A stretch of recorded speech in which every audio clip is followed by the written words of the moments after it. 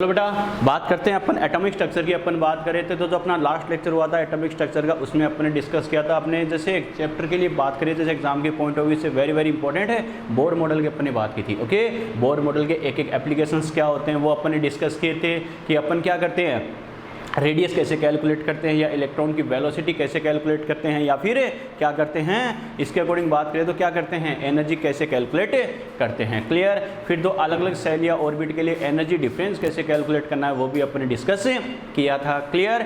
फिर खाली ये चार फॉर्मूले रटने से बेटा काम नहीं चलेगा, कुछ एक्स्ट्रा पॉइंट्स है वो भी मैंने बताए थे कैसे आपको क्या करना है, कैसे ध्यान रखना है। क्लियर, यहाँ तक बात समझ में आई थी।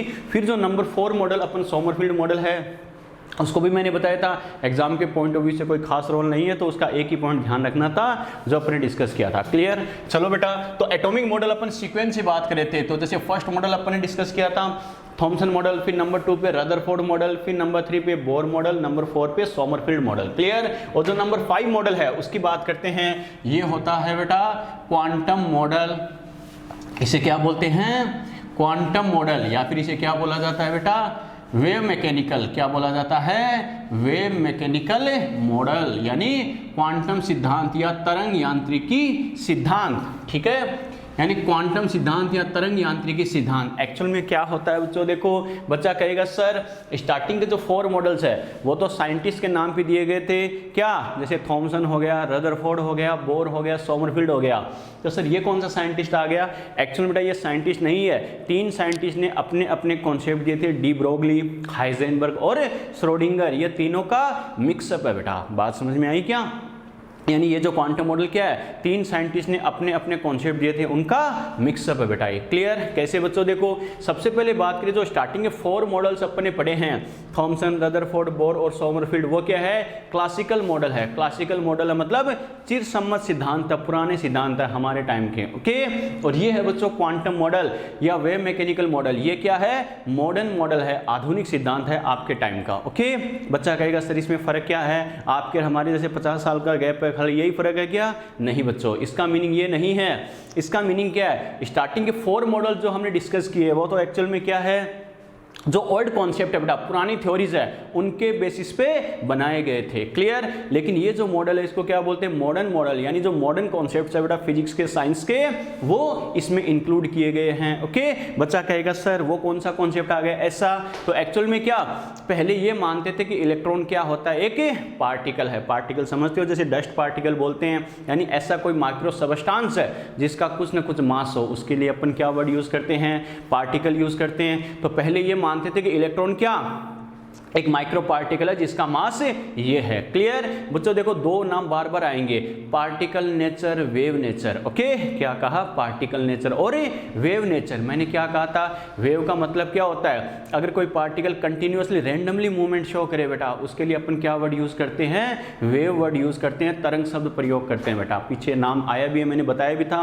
याद है ना। तो पहले स्टार्टिंग जो 4 मॉडल्स है उसमें ये मानते थे इलेक्ट्रॉन क्या होता है, ओनली एक पार्टिकल की फॉर्म में होता है, यानी पार्टिकल फॉर्म कंसीडर करते थे स्टार्टिंग में 4 मॉडल्स में। क्लियर। लेकिन जैसे जैसे साइंस और टेक्नोलॉजी डेवलप होती गई और आगे स्टडी की तो पता चला एक्चुअल में क्या, पार्टी जो इलेक्ट्रॉन होता है वो क्या होता है, ड्यूअल नेचर शो करता है बेटा। क्या कहा, ड्यूअल नेचर शो करता है। ड्यूअल नेचर मतलब क्या, हिंदी में बोलते हैं इसे द्वैत प्रकृति, द्वैत प्रकृति। देखो बच्चों इसका मतलब क्या है, ड्यूअल, ड्यूअल मतलब क्या, डबल, अपन बोलते हैं ड्यूअल सिम फोन, 2 सिम वाला फोन। ओके, तो क्या कहा, एक्चुअल में इस कॉन्सेप्ट में क्या माना गया है, इलेक्ट्रॉन क्या होता है, ड्यूअल नेचर शो करता है। ड्यूअल नेचर कौन सी, एक नेचर तो कौन सी, पार्टिकल नेचर यानी कणीय प्रकृति, और एक कौन सी होती है बेटा, वेव नेचर, तरंग प्रकृति। ओके, तो पहले जो स्टार्टिंग के कॉन्सेप्ट है इसमें तो ओनली ये मानते थे इलेक्ट्रॉन क्या होता है, एक पार्टिकल की फॉर्म में होता है, कण के रूप में होता है। क्लियर। लेकिन इस कॉन्सेप्ट में मेनली फोकस किस पर किया गया है, ड्यूअल नेचर पर, यानी एक पार्टिकल तो होता ही होता है, उसके अलावा क्या करता है, रैंडमली मूवमेंट शो करता है। जैसे इलेक्ट्रॉन रिवॉल्विंग करता है तो क्या करता है, एक फिक्स सर्कल में ना करके क्या करता है, रैंडमली मूवमेंट शो करता है, किसकी फॉर्म में, वेव की फॉर्म में। तो ये जो क्वांटम मॉडल है बेटा, ये एक्चुअल में क्या, इलेक्ट्रॉन की ड्यूअल नेचर पर बेस्ड है, पार्टिकल और वेव बोथ। समझ में आ गया, क्लियर। तो पहला क्वेश्चन तो ये जो क्वांटम मॉडल है ये क्या होता है, किस पर बेस्ड है, ये इलेक्ट्रॉन की ड्यूअल नेचर पर बेस्ड है। एक तो क्या पार्टिकल नेचर, दूसरी क्या वेव नेचर। समझ में आ गया, क्लियर, ठीक है बेटा।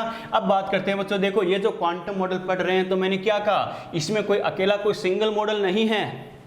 ये जो ड्यूअल नेचर का कॉन्सेप्ट इसमें यूज किया, इस ड्यूअल नेचर के कॉन्सेप्ट को क्या 3 साइंटिस्ट ने फॉलो किया और अपने अपने अकॉर्डिंग क्या एक्सपेरिमेंट के अकॉर्डिंग इस बात को यानी एक्सप्लेन किया था बच्चों, ठीक है। तो तीनों का जो बेसिक थीम था बेटा क्या था, आधार वो सेम था, क्या ड्यूअल नेचर के अकॉर्डिंग। तो तीनों को इसी कॉन्सेप्ट में इंक्लूड किया गया है। समझ में आ रहा है बच्चों, क्लियर। मैंने क्या कहा, 3 साइंटिस्ट कौन से, डी ब्रोगली, हाइजेनबर्ग और श्रोडिंगर, क्लियर। तीनों का जो बेसिक थीम था, मुख्य आधार था, वो क्या था, यही था कि इलेक्ट्रॉन क्या होता है, ड्यूअल नेचर का होता है, पार्टिकल और वेव, कण और तरंग दोनों प्रकृति दोनों नेचर शो करता है, क्लियर। इसी के अकॉर्डिंग क्या किया, 1 बाय 1 बच्चों इनको पढ़ते हैं। तो सबसे पहले मैं बात कर रहा हूं बेटा डी ब्रोगली, क्या कहा, de Broglie dual nature concept, de Broglie dual nature concept, यानी डी ब्रोगली का द्वैत प्रकृति सिद्धांत। क्या कहा, de Broglie dual nature concept, de Broglie का द्वैत प्रकृति सिद्धांत, इसका नाम भी यही है बच्चों। देखो डी ब्रोगली साइंटिस्ट है, नाम से लगते नहीं लेकिन साइंटिस्ट है ये, ओके। डी ब्रोगली के अकॉर्डिंग बात करें, एक तो मैंने क्या कहा, जैसे बोला है ड्यूअल नेचर द्वैत प्रकृति बोला है बेटा, तो ये ध्यान रखना, क्वेश्चन आया हुआ भी है, फिजिक्स में भी आपके कई का नाम आएगा। तो एक स्टेटमेंट तो ये ध्यान रखना कि पार्टिकल की ड्यूअल नेचर को डी ब्रोगली ने डिस्कवर किया था, ओके। डी ब्रोगली ने फर्स्ट टाइम बताया था कि पार्टिकल होता है वो ड्यूअल नेचर शो कर सकता है। ड्यूअल नेचर कौन सी, द्वैत प्रकृति कौन सी, एक तो पार्टिकल की फॉर्म में, एक वेव की फॉर्म में, क्लियर। और इसे एक्सपेरिमेंटली वेरीफाई किया था डेविसन जर्मर, नाम आया होगा, फिजिक्स में कई जगह आता है बेटा, क्लियर। तो एक स्टेटमेंट तो ये दिमाग में सेट रखना, the dual nature of a micro particle was discovered by de Broglie and its experimental verification was done by Davisson Germer, clear. यानी सूक्ष्म कणों की द्वैत प्रकृति को डी ब्रोगली द्वारा खोजा गया तथा इसका प्रायोगिक सत्यापन है डेविसन जर्मर ने किया था, जो फिजिक्स में एक्सपेरिमेंट भी आता है, ओके, ठीक है बेटा। अब क्या कहेंगे, डी ब्रोगली के दिमाग में कैसे आया, जैसे मान लो लाइट की बात करें बच्चों, लाइट की बात करें तो लाइट के बारे में ये तो डिस्कवर हो गया था कि लाइट क्या होती है, छोटे छोटे कई सारे माइक्रो पार्टिकल से बनी होती है। जैसे प्रकाश होता है वो क्या कई सारे छोटे छोटे सूक्ष्म कणों से मिलकर बना होता है, जिन्हें अपन क्या कहते हैं, फोटोन कहते हैं बेटा, क्लियर। अब हमें पता है फोटोन क्या एनर्जी पार्टिकल है, ऊर्जा कण है। तो पार्टिकल नेचर तो है, कणीय प्रकृति तो है, लेकिन इसके साथ साथ हमें पता है जो सनलाइट होती है वो एक स्ट्रेट लाइन में जाती है क्या, नहीं। हमें पता है जैसे सनलाइट हो या फिर बल्ब हो या फिर कुछ भी हो बेटा, जैसे ट्यूबलाइट हो, उसकी लाइट जहाँ तक हो सके हर डायरेक्शन में जाती नहीं जाती बेटा। इसका मतलब हर डायरेक्शन में मूवमेंट शो करना, हर दिशा में गति करना, यही तो क्या होता है, तरंग प्रकृति है, वेव नेचर है, क्लियर। तो क्या कहेंगे, जो डी ब्रोगली है उनके दिमाग में आया कि जैसे लाइट जो होती है, प्रकाश जो होता है, ठीक है, उसकी क्या होती है, ड्यूअल नेचर होती है, द्वैत प्रकृति होती है, पार्टिकल और वेव दोनों की फॉर्म में, कण और तरंग दोनों के रूप में। वैसे ही जो माइक्रो पार्टिकल्स होते हैं, सूक्ष्म कण होते हैं, उनकी भी ड्यूअल नेचर होनी चाहिए, उनकी भी द्वैत प्रकृति होनी चाहिए। यानी क्या कहेंगे, कोई माइक्रो पार्टिकल है तो वो क्या होगा बच्चों, पार्टिकल तो है, और क्या होगा, वो वेव की फॉर्म में भी मूवमेंट शो कर सकता है, क्लियर। बात समझ में आई। तो सबसे पहले इनके दिमाग में ये बात स्ट्राइक की बेटा, क्लियर। और जब डेविसन जर्मर ने एक्सपेरिमेंट किया था, तो फिजिक्स में आप पढ़ोगे, उसमें इस बात को प्रूफ किया कि हाँ डी ब्रोगली ने जो आइडिया दिया था वो एकदम करेक्ट है, क्लियर। अब देखते हैं बच्चों डी ब्रोगली ने कॉन्सेप्ट क्या दिया। डी ब्रोगली ने क्या किया, एक तो जो प्लांक थ्योरी थी उसका यूज किया, और क्या किया, नॉर्मली क्या करेंगे, जैसे आइंस्टीन का जो कॉन्सेप्ट है, इन दोनों को मिला के इन्होंने अपना कॉन्सेप्ट दिया था। कैसे, आपको याद है बच्चों, प्लांक कॉन्सेप्ट के अकॉर्डिंग अपन ने क्या कहा था, E इक्वल टू क्या होता है, एच न्यू, यानी क्या होता है, H C upon lambda, yes और नो होता है बच्चों। और हमें पता है आइंस्टीन का जो कॉन्सेप्ट था, इसके अकॉर्डिंग अपन क्या कहते हैं, E equal to M into C square, yes और नो, क्लियर। अरे बात समझ में आई। अगर हम इन दोनों को कंपेयर करें तो क्या करेंगे, फ्रॉम इक्वेशन 1 and 2, इक्वेशन 1 और 2 से कंपेयर करें, सेम पार्टिकल के लिए बात करें तो energy equal to energy equal है तो क्या लिखेंगे Hc upon lambda equal to क्या लिखेंगे बच्चों m into C square, yes और नो। इस c को इस स्क्वायर से अगर मैं उड़ा दूं तो देखो बेटा क्या करेंगे, लैम्डा को अगर मैं इधर लेके आ जाऊं तो क्या करेंगे बेटा, इसके अकॉर्डिंग लैम्डा इक्वल टू क्या करेंगे h अपॉन, देखो बच्चों इधर h बच गया, लैम्डा को इधर लेके आ रहा हूं m इंटू सी, यानी lambda equal to h upon m into c. ये कॉन्सेप्ट पहला कॉन्सेप्ट आ गया, क्लियर। और ये जो कॉन्सेप्ट है बेटा सीधा ऑप्शन दिया गया था नीट 2017 में, आ गया समझ में कि कौन सा ऑप्शन करेक्ट है बच्चों। एक तो ये बात समझ में आई क्या। अब इसमें किसका मीनिंग क्या होता है ये तो ध्यान है ना, लैम्डा तरंग दैर्ध्य याद है ना, वेवलेंथ, क्लियर। एच क्या है, प्लैंक कांस्टेंट। एम क्या है, जिस पार्टिकल की बात करते हैं उसका मास। सी क्या है बच्चों, वेलोसिटी ऑफ लाइट, प्रकाश का वेग, क्लियर। अब बच्चों हमें पता है कोई भी पार्टिकल होता है, कोई मैटर पार्टिकल की बात करें, वो लाइट की वेलोसिटी से कभी मूव कर सकता है क्या, नहीं बच्चों, क्योंकि हमें पता है उसका कुछ ना कुछ मास होता है, और मास होता है तो उस पर ग्रेविटी फोर्स लगेगा, ग्रेविटी फोर्स लगेगा तो उसकी एनर्जी या स्पीड कुछ कम होगी जो लाइट की स्पीड के इक्वल नहीं हो सकती, क्लियर। तो हमें पता है अगर पार्टिकल के लिए बात करें तो अपन क्या लिखेंगे, फॉर पार्टिकल, यानी किसी पार्टिकल के लिए अगर हम बात करें तो हमें पता है जो सी होता है उसको अपन किससे रिप्रेजेंट करते हैं बेटा, वी से, यस और नो। अरे सी तो क्या है, लाइट की वेलोसिटी, लाइट की स्पीड, और पार्टिकल की बात करें तो उसकी वेलोसिटी क्या होगी, v, क्लियर। तो किसी पार्टिकल के लिए बात करें तो लैम्डा इक्वल टू क्या लिखूंगा मैं, h अपॉन m इंटू सी की जगह क्या लिखूंगा बेटा, m इंटू वी, यस और नो। ये मैंने एक कॉन्सेप्ट और ब्लॉक किया है, क्लियर, ठीक है बच्चों। और फिजिक्स में अपन पढ़ते हैं ना, p इक्वल टू क्या होता है, m इंटू वी। अरे किसी पार्टिकल का मास और उसकी वेलोसिटी यानी द्रव्यमान और वेग या गति दोनों का मल्टीप्लाई का गुणनफल क्या होता है बेटा, उसका मोमेंटम संवेग, यस और नो, क्लियर। तो क्या लिखेंगे, लैम्डा इक्वल टू क्या होगा, H अपॉन P, समझ में आ गया बच्चों, क्लियर। ये सबसे मेजर कॉन्सेप्ट है डी ब्रोगली कॉन्सेप्ट का, ओके। आप कहोगे सर मेजर कॉन्सेप्ट कैसे, तो जहां पर वेवलेंथ नाम आ जाए सबसे पहले देखते ये कॉन्सेप्ट दिमाग में आना चाहिए, क्लियर, ठीक है बेटा। अब इसको अलग अलग फॉर्म में मॉडिफाइड कैसे करते हैं, अलग अलग कंडीशंस के अकॉर्डिंग हमें पूछ लेता है कैसे करना है, क्या करना है बच्चों। देखो आपको ध्यान है तो क्या, एनर्जी का एक कॉन्सेप्ट होता है काइनेटिक एनर्जी का। काइनेटिक एनर्जी क्या होती है बेटा, half M V square, yes और नो। अरे होती नहीं होती, तो इसको मैं क्या कर रहा हूँ, kinetic energy equal to half M V square, ये तो फॉर्मूला होता ही होता है। अगर इसे m से मल्टीप्लाई कर दूँ, m से डिवाइड कर दूँ तो कोई फर्क पड़ेगा क्या, नहीं बेटा, क्यों, कोई वैल्यू x है, इसको 10 से मल्टीप्लाई किया और 10 से ही डिवाइड किया, 10 से मल्टीप्लाई करोगे तो 10x, फिर 10 से डिवाइड किया, 10 से 10 कट गया, क्या बच गया, x बच गया। बस मैथमेटिक्स का रूल है क्या, किसी भी वैल्यू को, किसी भी मान को उसी किसी सेम वैल्यू से गुणा करें या फिर भाग करें या डिवाइड करें, मल्टीप्लाई करें, कोई फर्क पड़ेगा क्या, नहीं बच्चों, क्लियर। बच्चा कहेगा सर फिर कर क्यों रहे हो, कोई फर्क नहीं पड़ेगा। तो थोड़ा सा इसे मॉडिफाइड करने के लिए, चेंज करने के लिए देखो बच्चों कैसे, तो इसको मैं क्या लिख सकता हूँ, हाफ, देखो m मल्टीप्लाई बाई एम क्या हो गया, m स्क्वायर, आगे क्या है बच्चों, v स्क्वायर, अपॉन में क्या हो गया, m, यस और नो, क्लियर। अब हमें पता है बच्चों इसको मैं क्या लिख सकता हूँ, हाफ, ऐसा कैसा, अरे m इंटू वी क्या होता है, p, तो m स्क्वायर v स्क्वायर क्या होगा बेटा, p स्क्वायर, तो क्या लिखूंगा, p स्क्वायर, और अपॉन में क्या बच गया, m, यस और नो, क्लियर। ये किसके इक्वल आया रे, काइनेटिक एनर्जी के इक्वल, क्लियर। तो यहाँ से मैं क्या लिख सकता हूँ, p square equal to 2m को इससे मल्टीप्लाई कर सकता हूँ, नहीं कर सकता हूँ, तो 2m मल्टीप्लाई बाई के ई, यस और नो, क्लियर। तो यहाँ से क्या लिखेंगे बेटा, p इक्वल टू क्या हो गया, 2m के ई, और इसका क्या हो गया, अंडर रूट हो गया बेटा, समझ में आ गया, क्लियर, ठीक है बेटा। अब यहाँ से हमारे पास p की वैल्यू आ गई, तो p की वैल्यू यहाँ पुट कर सकते हैं, नहीं कर सकते, कर सकते हैं बेटा। तो क्या लिखेंगे, लैम्डा इक्वल टू क्या हो गया, h अपॉन p की जगह क्या लिखूंगा, 2m के ई, एक कॉन्सेप्ट मेरे पास ये आ गया, समझ में आया बच्चों, क्लियर। अब देखो बेटा क्या करेंगे, मीनिंग ध्यान होना चाहिए, किसका मतलब क्या है, वही वेवलेंथ, लैम्डा क्या wavelength, h Planck constant, m क्या पार्टिकल का मास, और काइनेटिक एनर्जी क्या, अरे हमें पता है के काइनेटिक एनर्जी गतिज ऊर्जा, क्लियर। एक इस कॉन्सेप्ट को क्या पूछता है, पोटेंशियल, पोटेंशियल की टर्म में पूछता है क्या, कि किसी पार्टिकल का चार्ज क्या है, q है, इससे v पोटेंशियल से एक्सेलरेट कर रहा है, यानी इसी कण का आवेश क्या है बेटा, q है, और उसे v विभवांतर से त्वरित कर रहा है, यानी इसकी स्पीड में चेंज कर रहा है बेटा, क्लियर। तो क्या कहा, पार्टिकल का चार्ज कितना है, q, और इसे कितने पोटेंशियल से एक्सीलरेट कर रहा है, v पोटेंशियल से। तो देखो बेटा क्या करेंगे, कैसे कन्वर्ट करना है काइनेटिक एनर्जी को, देखो यहाँ से कैसे कन्वर्ट करते हैं। अरे काइनेटिक एनर्जी क्या होती है, वर्क डन के इक्वल हो सकती है, नहीं हो सकती, हो सकती है बेटा। कैसे, नॉर्मली जैसे मैं बात करूँ, ये मान लो मार्कर है, ये मेरे हाथ में रेस्ट पोजीशन में है, इसमें कोई एनर्जी नहीं है, तभी तो ये रेस्ट में है बेटा।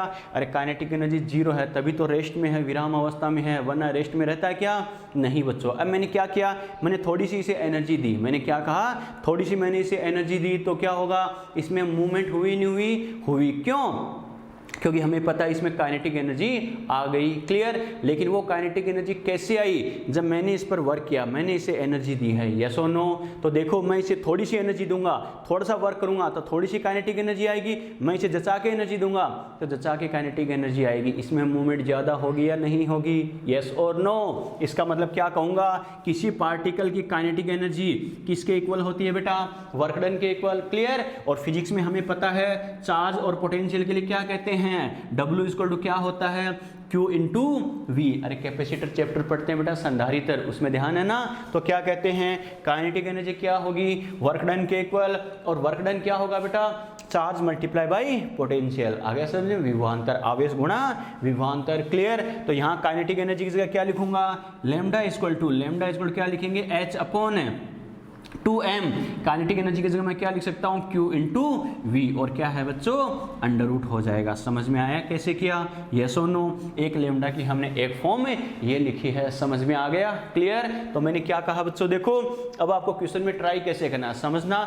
हर क्वेश्चन का कम से कम कॉन्सेप्ट एक तो दिमाग में सेट होना ही चाहिए कि इस कॉन्सेप्ट पर क्वेश्चन पूछे तो मुझे देखते दिमाग में क्या स्ट्राइक करना चाहिए। तो ध्यान रखना, एटॉमिक स्ट्रक्चर की बात करूँ, अगर वेवलेंथ नाम आ जाए देखते ही दिमाग में आना चाहिए H अपॉन P। समझ में आ गया मैंने क्या कहा, इसे डी ब्रोगली इक्वेशन भी बोलते हैं। क्या कहा, lambda equal to H upon P। सबसे पहले वेवलेंथ तरंग दैर्ध्य देखते ही दिमाग में आना चाहिए, क्लियर। फिर क्वेश्चन को आगे पढ़ो बेटा। क्या, अगर आपको वेलोसिटी की टर्म में बोला है तो क्या करना बच्चों, इसे H अपॉन mv में चेंज कर देना। मैंने क्या कहा, अगर वेलोसिटी की बात कर रहा है तो P की जगह क्या लिखूंगा, m इंटू वी, इसमें कन्वर्ट कर दो, क्लियर। अगर आपको काइनेटिक एनर्जी की बात कर रहा है तो क्या करोगे बेटा, इसको H अपॉन P और P को कन्वर्ट करके मैं क्या लिखूंगा, 2mke का अंडर रूट, क्लियर। और अगर बाय द वे आपको चार्ज और पोटेंशियल की टर्म में दे रखा तो क्या लिखूंगा, H अपॉन 2mqv का अंडर रूट। समझ में आ गया, क्लियर, यस और नो। फटाफट स्क्रीनशॉट लो बेटा, और कोई डाउट है तो बताओ।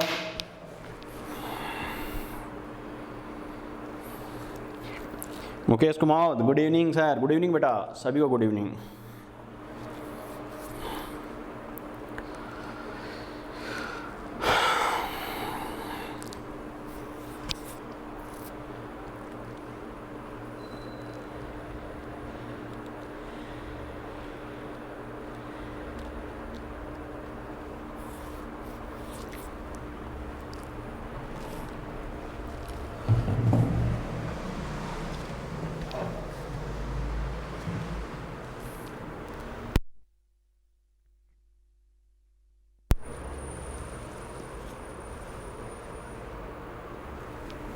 चलिए बेटा, अरे बुझान तो गया, चलो स्क्रीनशॉट ले लिए ना। चलो बेटा आगे बढ़ते हैं जिंदगी में। एक देखो बेटा, इस कॉन्सेप्ट पर और हमें क्या पूछेगा, कई बार इसे क्या करेगा, बोर मॉडल यानी उससे कनेक्ट कर देगा। बच्चों जो हमने बोर मॉडल पढ़ा था उससे कैसे लिंक करता है बेटा, देखो फिर उसके अकॉर्डिंग कैसे हमें पूछ सकता है, कैसे करना है, क्या करना है, देखते हैं बच्चों, बात करते हैं, समझना इस बात को। नॉर्मली क्या करेंगे, जो अपना देखो बच्चों डी ब्रोगली कॉन्सेप्ट है, डी ब्रोगली कॉन्सेप्ट की बात करें तो डी ब्रोगली ने क्या कहा, लैम्डा इक्वल टू क्या होता है, H upon P, H upon P तो मैं क्या लिखूंगा, H अपॉन mv, यस और नो। अरे ध्यान है ना, तो यहाँ से मैं क्या लिख सकता हूँ, mv इक्वल टू क्या हो गया, H अपॉन लेमडा। इक्वेशन कितनी, 1 हो गई।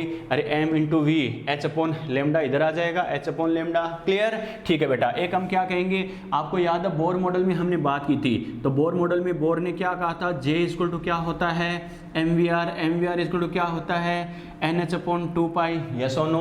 अरे होता है, यहाँ से मैं क्या लिख सकता हूँ, m इंटू वी, क्या करेंगे बच्चों, m into V equal to क्या हो जाएगा, NH upon 2 pi m into V, r को इधर लेके आए तो 2 पाई r, ये होगी इक्वेशन 2। बात समझ में आ रही है, क्लियर। तो हम क्या लिख सकते हैं बेटा, फ्रॉम इक्वेशन 1 and 2।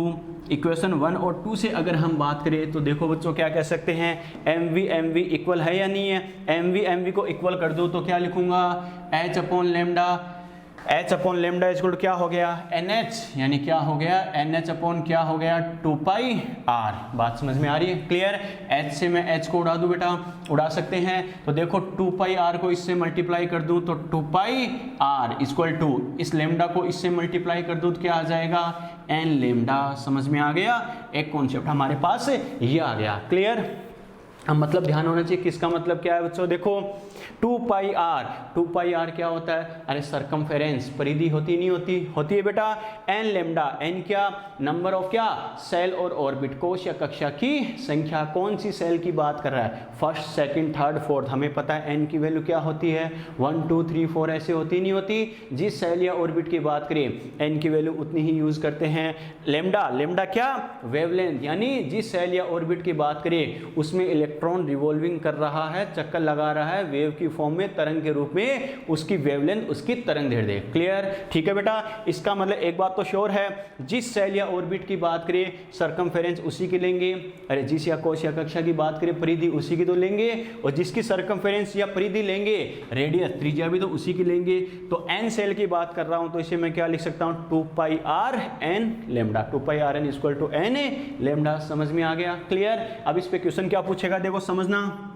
सपोज करो मैं यहाँ पर क्या कर रहा हूँ, सेकंड सेल की बात कर रहा हूँ, सेकंड सेल की बात कर रहा हूँ तो सीधी सी बात है सरकमफेरेंस यानी परिधि भी क्या होगी, अरे सेकंड के लिए ही यूज करेंगे तो क्या लिखेंगे, 2 pi are two equal to क्या होगा, 2 लेमडा। यस और नो, अरे बात समझ में आई क्या। सेकंड सेल की बात करूं तो एन किसका क्या लिखूंगा, 2। तो यहाँ रेडियस भी किसकी होगी, सेकंड सेल की ही होगी। इसका मतलब अगर एन की जगह मैंने 2 यूज किया है, मतलब मैं सेकंड सेल की बात कर रहा हूं तो क्या होगा, 2 पाई आर टू मतलब क्या, सेकंड सेल की सरकमफेरेंस, द्वितीय कोश या कक्षा की परिधि, उसमें क्या होगा, लेमडा वेवलेंथ की टोटल कितनी वेव होगी, 2 ही वेव होगी। मैंने क्या कहा, अगर सेकंड सेल की बात कर रहा हूं, दूसरी कोश या कक्षा की बात कर रहा हूं तो उसमें लेमडा वेवलेंथ वाली कितनी वेव होनी चाहिए, लेमडा तरंगदैर्ध्य वाली कितनी तरंगे होनी चाहिए, 2 ही होनी चाहिए। यहाँ पे 3 लेते तो यहाँ भी कितना आता, 3, 4 लेते तो कितना आता, 4 ही आता। क्या कहा, समझ में आया बेटा, क्लियर। तो मैंने क्या कहा, स्टेटमेंट क्या बनेगा, यानी nth सेल या ऑर्बिट में, nth सेल nवें नंबर की, n मतलब 1 2 3 कुछ भी हो चाहे, nth सेल या ऑर्बिट में लेमडा वेवलेंथ की टोटल n ही वेव होती है। क्या कहा, यानी nth सेल या ऑर्बिट में लेमडा वेवलेंथ की टोटल कितनी वेव होगी, n ही होगी। क्यों, जैसे मैंने कहा यहाँ पर फर्स्ट की बात करें तो 2 pi r1 equal to 1 lambda, lambda wavelength की कितनी वेव है, n की जगह 1 आ जाएगा तो 1।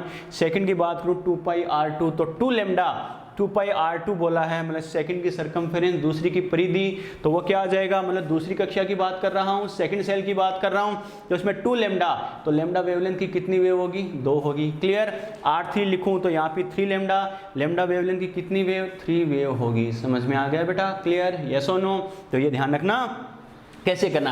अब इस पे क्वेश्चन तुम्हें ध्यान रखना बेटा कैसे करना है। जैसे मैंने क्या कहा था, लेमडा देखते ही अगर एटॉमिक स्ट्रक्चर का क्वेश्चन हो और लेमडा आ जाए, लेमडा देखते ही दिमाग में आना चाहिए क्या, lambda is equal to H upon P, clear. अब आगे क्वेश्चन तुम्हें वेलोसिटी की टर्म में दे रखा है तो एच अपॉन एम वी कर दो, अगर काइनेटिक एनर्जी की टर्म में है एच अपॉन 2m के का अंडर रूट, काम खत्म।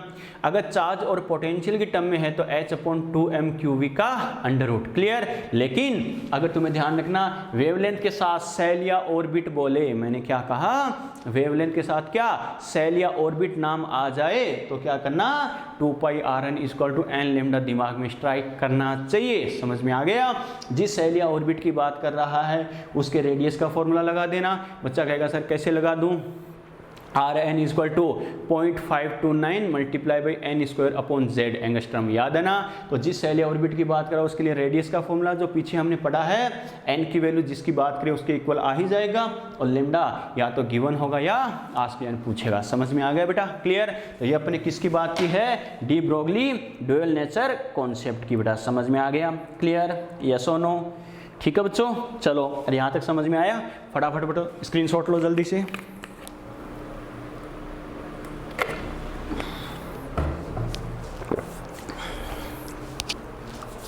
चलो बात समझ में आ गई, बुझान दे। चलो बेटा, ये तो अपने बात की जो क्वांटम मॉडल है, वेव मैकेनिकल मॉडल है, उसमें अपना फर्स्ट कॉन्सेप्ट क्या है, डी ब्रोगली कॉन्सेप्ट कैसे होता है, क्या होता है। क्लियर, बात समझ में आ गई बच्चों। चलो बेटा, अब बात करें क्या इसमें जो सेकंड कॉन्सेप्ट आता है क्वांटम मॉडल में, Heisenberg's principle, Heisenberg principle of uncertainty,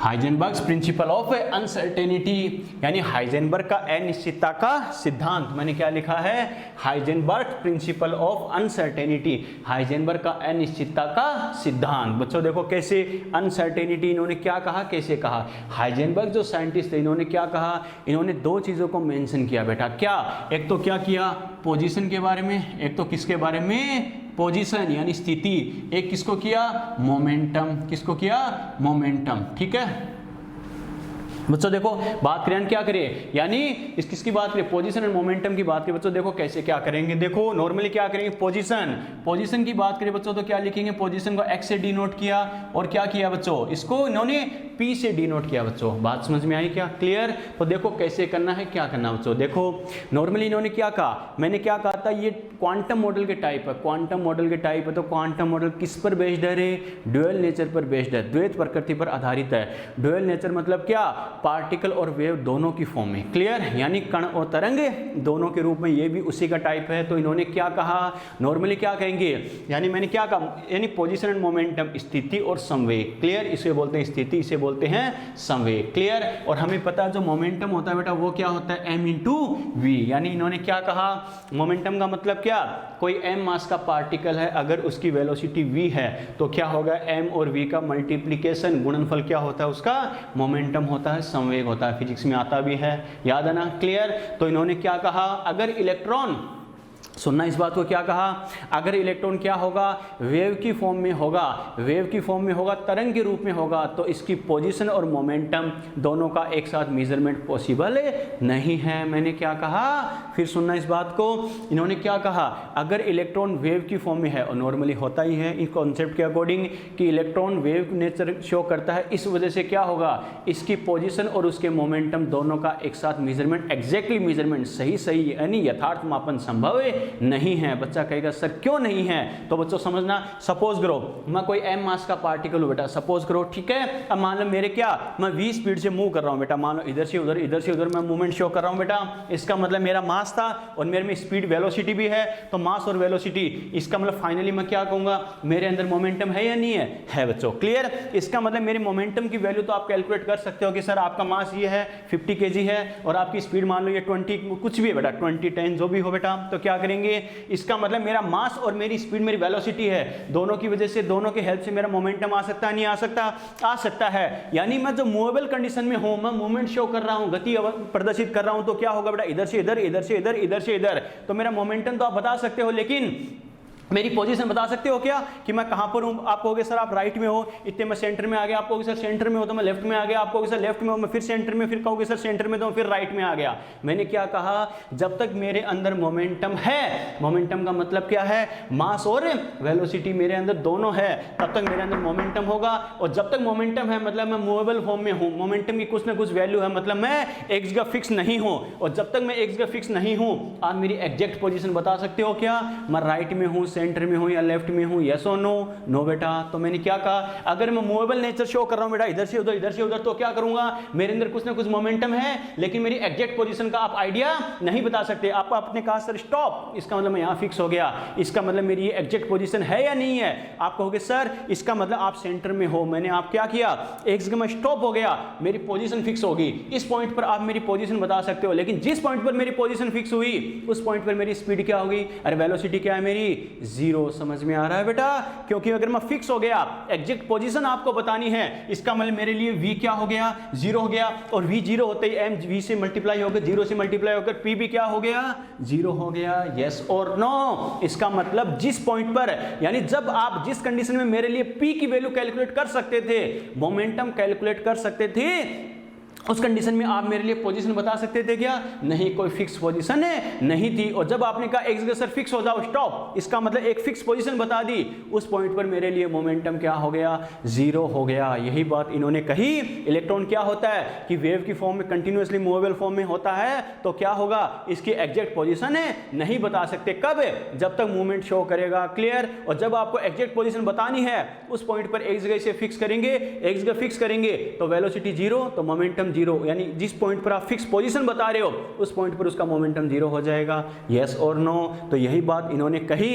electron की वेव नेचर की वजह से क्या होता है, इसकी पोजीशन और मोमेंटम दोनों का एक साथ मेजरमेंट नहीं कर सकते। क्लियर? ठीक है। फिर बच्चा कहेगा सर अगर करे तो क्या हो जाएगा? तो इन्होंने क्या कहा, अगर उसकी पोजीशन और मोमेंटम दोनों का एक साथ मेजरमेंट करेंगे तो एक क्या होगा, एक की वैल्यू जितनी करेक्ट होगी दूसरा क्या होगा, उसमें उतना ही एरर आता है। मैंने क्या कहा, एक की वैल्यू जितनी ज्यादा करेक्ट होगी दूसरा उतना ही एरर के साथ आता है वैल्यू। बेटा समझ में आ गया? क्लियर? और इन्होंने क्या कहा, पोजीशन और मोमेंटम, ये जो एरर आता है उसी को तो अनसर्टेनिटी कहते हैं। अनिश्चितता, यानी सर्टेन नहीं है, फिक्स नहीं है, निश्चित नहीं है, उसमें बार बार एरर आएगा। क्लियर? ठीक है बेटा। तो इन्होंने प्रैक्टिकल डाटा दिया है क्या, कि किसी भी पार्टिकल की पोजीशन और मोमेंटम दोनों में अनसर्टेनिटी होती है, उनका जो प्रोडक्ट होता है, मल्टीप्लाई होता है, वो क्या होता है, फिक्स होता है। क्लियर? और ये क्या होता है, ये यानी del X multiply by del P. मैंने क्या कहा, एक्स मतलब क्या, पोजीशन, और एक्स डेल एक्स क्या, डेल का मतलब क्या होता है, बार बार चेंज होना,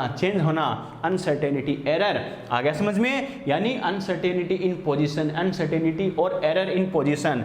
पी मतलब मोमेंटम, डेल मतलब वेरिएबल, बार बार चेंज होना, यानी अनसर्टेनिटी और एरर इन मोमेंटम। तो इन्होंने क्या कहा, किसी पार्टिकल की पोजीशन में अनसर्टेनिटी और मोमेंटम में अनसर्टेनिटी, यानी स्थिति में अनिश्चितता और संवेग में अनिश्चितता, दोनों का जो मल्टीप्लिकेशन होता है, गुणनफल होता है, वो क्या होता है, फिक्स होता है। और इसकी वैल्यू क्या होती है, h/4π के क्या होती है बेटा, इक्वल या इससे ग्रेटर होती है। क्या कहा, समझ में आ गया? क्लियर? क्या कहा, डेल एक्स क्या है, अनसर्टेनिटी और एरर इन पोजीशन, ये है अनसर्टेनिटी और एरर इन मोमेंटम, यानी स्थिति में अनिश्चितता या त्रुटि।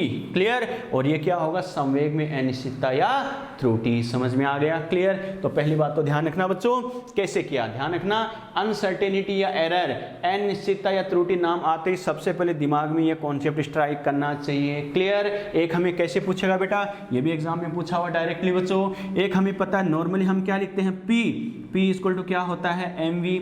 यस और नो होता है बच्चों? और मैं डेल पी को क्या लिख सकता हूं, m डेल v लिख सकते हैं बेटा। क्लियर? तो यहां से क्या लिखेंगे, डेल पी को मैं क्या लिखूंगा, डेल एक्स इक्वल टू क्या हो जाएगा, m डेल v इक्वल और ग्रेटर देन क्या हो गया, h/4π। क्लियर?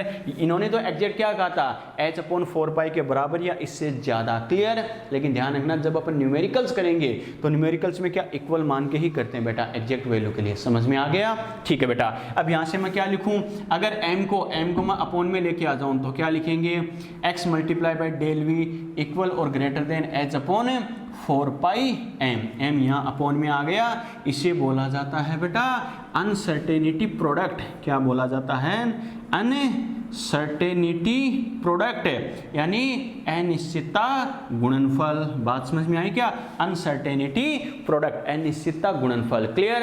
यानी किसी पार्टिकल का आपको अनसर्टेनिटी प्रोडक्ट बोले, अनिश्चितता गुणनफल बोले तो क्या होगा, उसके लिए क्या करना आपको, यानी del X multiply by del V की दोनों का मल्टीप्लिकेशन पूछ रहा है, दोनों का गुणनफल पूछ रहा है, वो क्या होगा, h/4π m के इक्वल। क्लियर? h पता ही होता है, 4π पता ही है। जिस पार्टिकल की बात करें तो क्या होगा, उसके मास की वैल्यू पुट करो और सोल्व करो। क्लियर?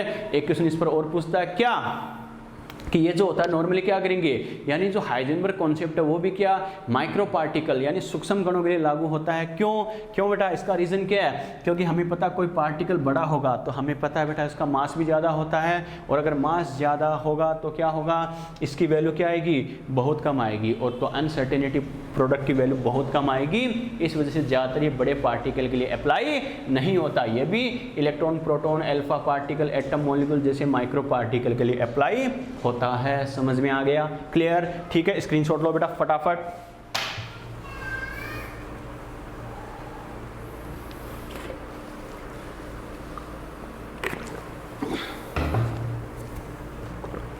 स्क्रीनशॉट लो फटाफट।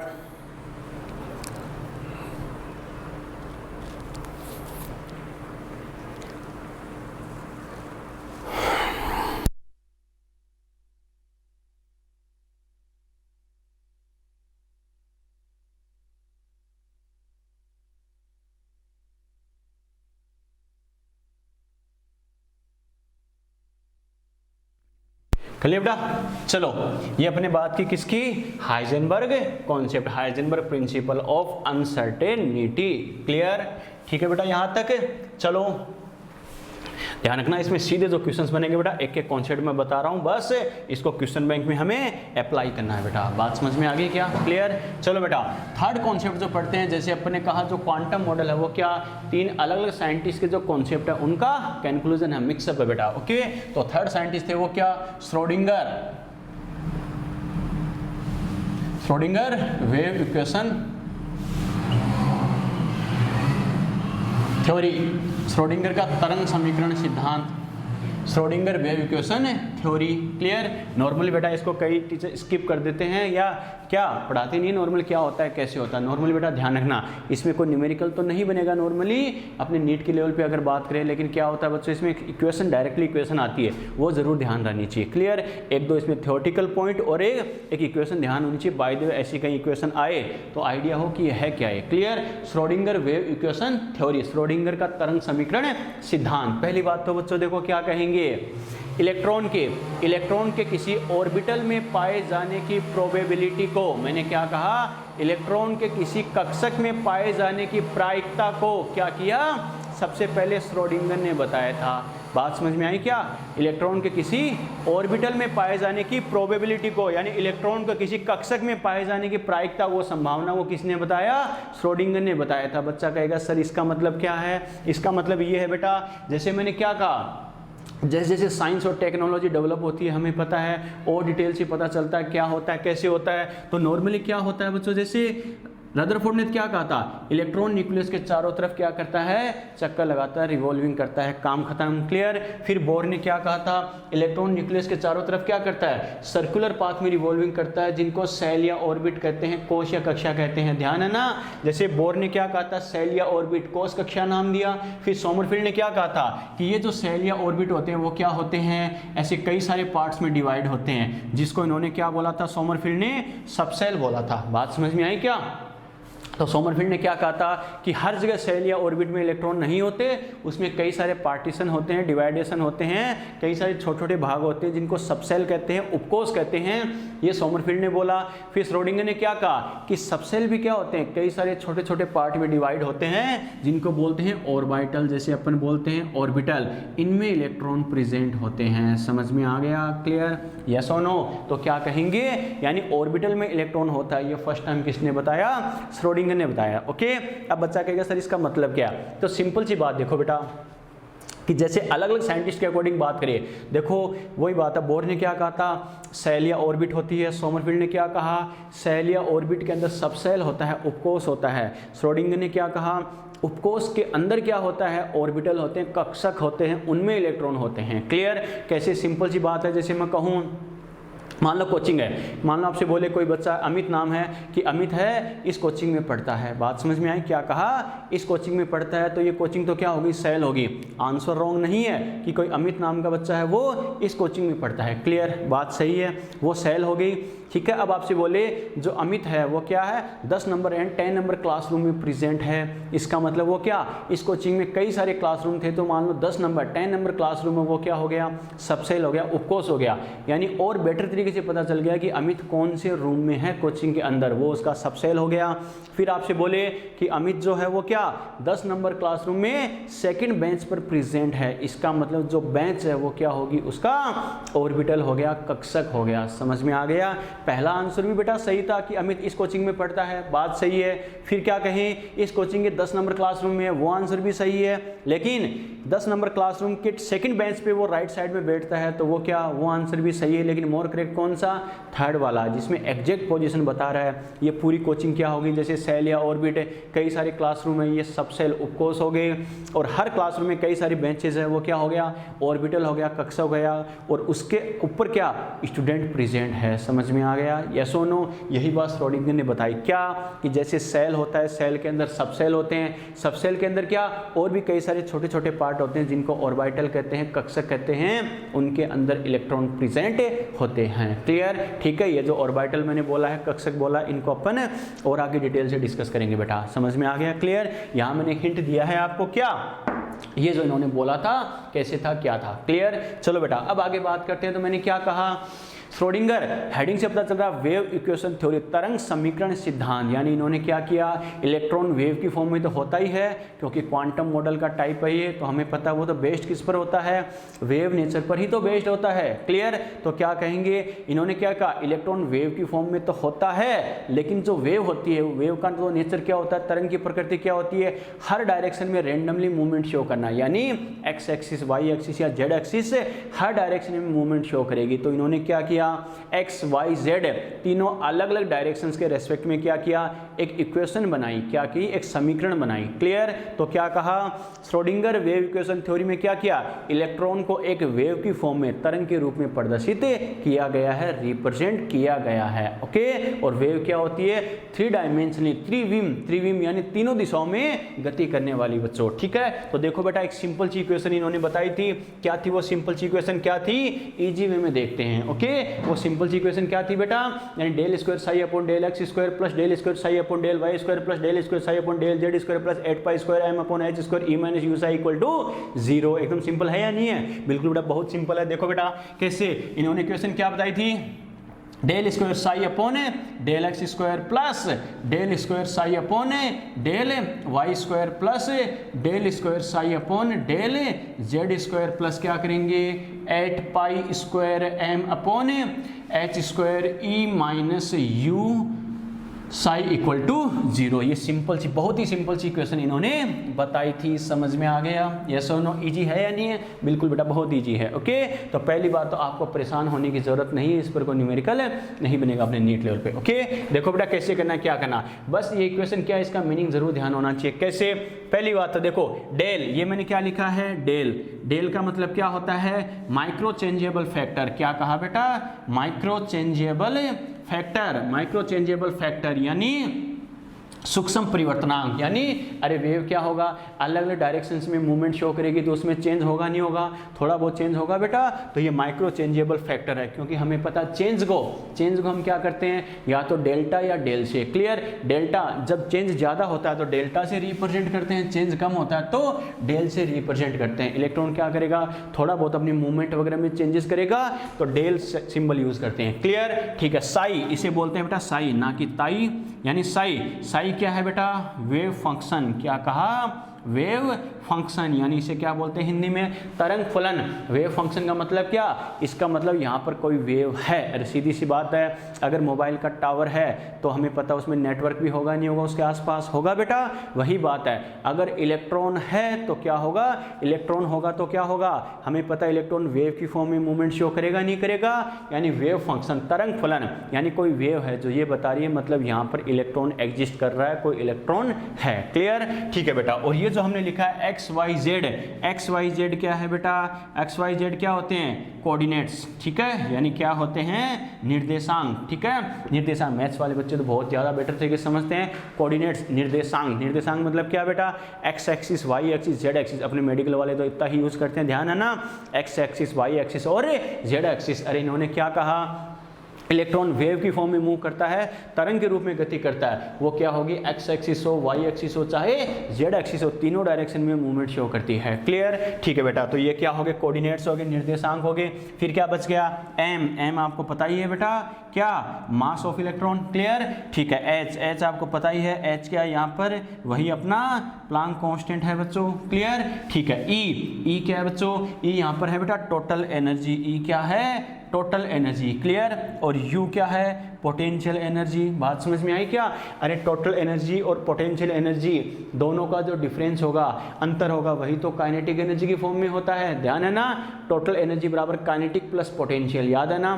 तो टोटल में से पोटेंशियल एनर्जी माइनस कर दे तो बच्चों क्या होगा, वो काइनेटिक एनर्जी की फॉर्म में होगा, और वही पार्टिकल को वेव की फॉर्म में मूवमेंट करवाने के लिए रेस्पॉन्सिबल होता है। समझ में आ गया? तो एक सिंपल सी इक्वेशन इन्होंने बताई थी, क्या थी, कैसे था, क्लियर। और इस पर बच्चों देखो जो क्वेश्चन बच्चों एक सीधा सा पॉइंट हमारे काम आएगा। आगे बच्चों पढ़ेंगे क्वांटम नंबर्स यानी क्वांटम संख्याएं, क्लियर। तो क्वेश्चन क्या बनता है कि श्रोडिंगर इक्वेशन को सॉल्व करने पर क्या होता है, कुछ डिजिट्स मिलती है, कुछ संख्याएं मिलती है, इनको क्या करते हैं, क्वांटम नंबर्स कहते हैं। जैसे प्रिंसिपल क्वांटम नंबर यानी n, azimuthal quantum number l, फिर magnetic quantum number m, spin quantum number S, ये आपने नाम सुना होगा, अपन चैप्टर में आगे डिस्कस करेंगे।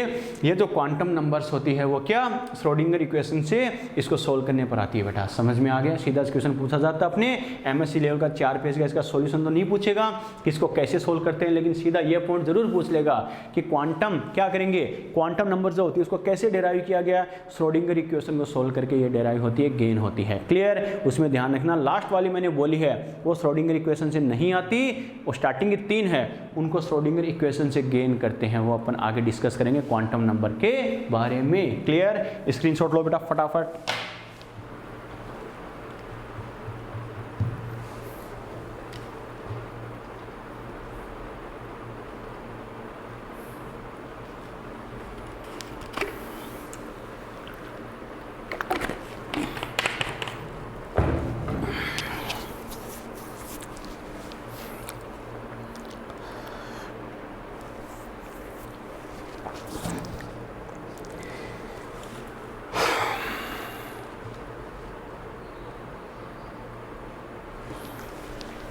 चलो बेटा कर लिए, उजाड़ दे।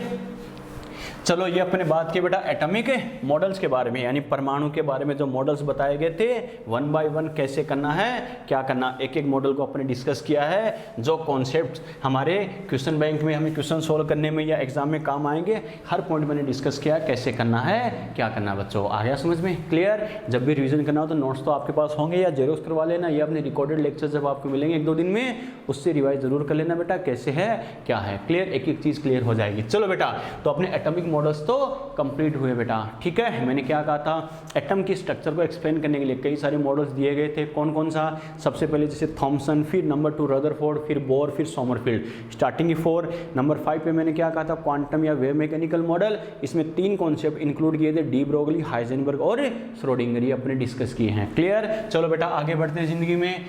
हेडिंग देखते हैं बेटा, स्पेक्ट्रम। क्या कहा, स्पेक्ट्रम, हिंदी में भी इसे स्पेक्ट्रम ही कहते हैं बच्चों, क्लियर। स्पेक्ट्रम, स्पेक्ट्रम की बात करें सिंपल वे में अगर मैं कहूँ तो क्या होता है बेटा, इसका मीनिंग क्या होता है, ए सीरीज ऑफ कलर बैंड्स, यानी क्या कहा, ए सीरीज ऑफ कलर बैंड्स, ठीक है, ए सीरीज ऑफ कलर बैंड्स, रंगीन पट्टियों की एक श्रृंखला। मैंने क्या कहा, ए सीरीज ऑफ कलर बैंड्स, रंगीन पट्टियों की एक श्रृंखला। उसके लिए क्या वर्ड यूज करते हैं, स्पेक्ट्रम, ओके। इसका सबसे बेस्ट एग्जांपल अपनी डेली लाइफ का क्या, रेनबो, इंद्रधनुष। अरे ध्यान है ना, रेनबो में हमें पता है कई सारे कलर्स होते हैं बेटा, रेड, येलो, ग्रीन, ऑरेंज वगैरह आप देख सकते हो, कई सारे कलर एक सीक्वेंस में अरेंज होते ही नहीं होते। तो ए सीरीज ऑफ कलर बैंड्स यानी रंगीन पट्टियों की एक जो श्रृंखला होती है, उसके लिए क्या कहते हैं, स्पेक्ट्रम वर्ड यूज करते हैं, क्लियर। बच्चों देखो एक्चुअल में तो हमें पढ़ना था हाइड्रोजन स्पेक्ट्रम, लेकिन स्पेक्ट्रम क्या होता है, कम से कम ये बेसिक थीम दिमाग में होनी चाहिए बच्चों, अदरवाइज कर नहीं पाओगे, क्लियर। ठीक है, अब आप कहोगे सर ये सीरीज ऑफ कलर बैंड्स, रंगीन पट्टियों की श्रृंखला, ये सब कैसे आती है, क्या आती है, तो समझना बेटा इस बात को। नॉर्मली अगर अपन बात करें बच्चों तो क्या होता है, जब स्पेक्ट्रम की बात करते हैं, क्या कहा, स्पेक्ट्रम की बात करते हैं तो मेनली क्या होता है, ये 2 टाइप का होता है बेटा। एक तो क्या होता है एमिशन स्पेक्ट्रम यानी उत्सर्जन स्पेक्ट्रम, एक होता है बच्चों क्या, एब्जॉर्प्शन स्पेक्ट्रम। क्या कहा, एमिशन स्पेक्ट्रम और एब्जॉर्प्शन स्पेक्ट्रम, उत्सर्जन स्पेक्ट्रम और अवशोषण स्पेक्ट्रम, ओके। इसका मतलब क्या है, नाम से पता चल रहा है, एमिशन, एमिशन का मतलब क्या होता है, लॉस करना, उत्सर्जन हानि करना, क्लियर। एब्जॉर्प्शन अवशोषण यानी क्या करना, गेन करना बच्चों, ग्रहण करना, ओके।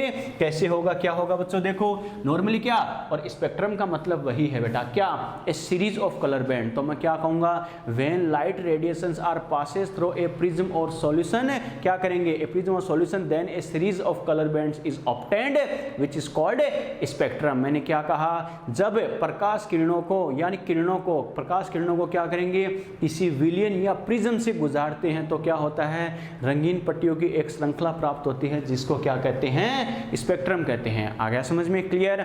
अब ये जो स्पेक्ट्रम है वो क्या होगा, दो टाइप का होता है, एमिशन और एब्जॉर्प्शन यानी उत्सर्जन और अवशोषण स्पेक्ट्रम, क्लियर। एमिशन जो स्पेक्ट्रम होता है वो कैसे आता है, नाम से पता चल रहा है बच्चों, क्या होगा, एमिशन होगा, लॉस होगा, ठीक है। कैसे बेटा, ये मान लो कोई सबस्टांस है, कोई सा भी सबस्टांस हो बेटा, ये मान लो कोई सबस्टांस है, क्लियर। अब ये सबस्टांस से क्या आ रही है, लाइट आ रही है, ये जैसे मान लो इससे प्रकाश आ रहा है बेटा, ठीक है। अरे घर में किसी के नाम तो नहीं है ना, तो वो जी लगा लेना, प्रकाश क्या है बेटा, प्रकाश जी, ओके।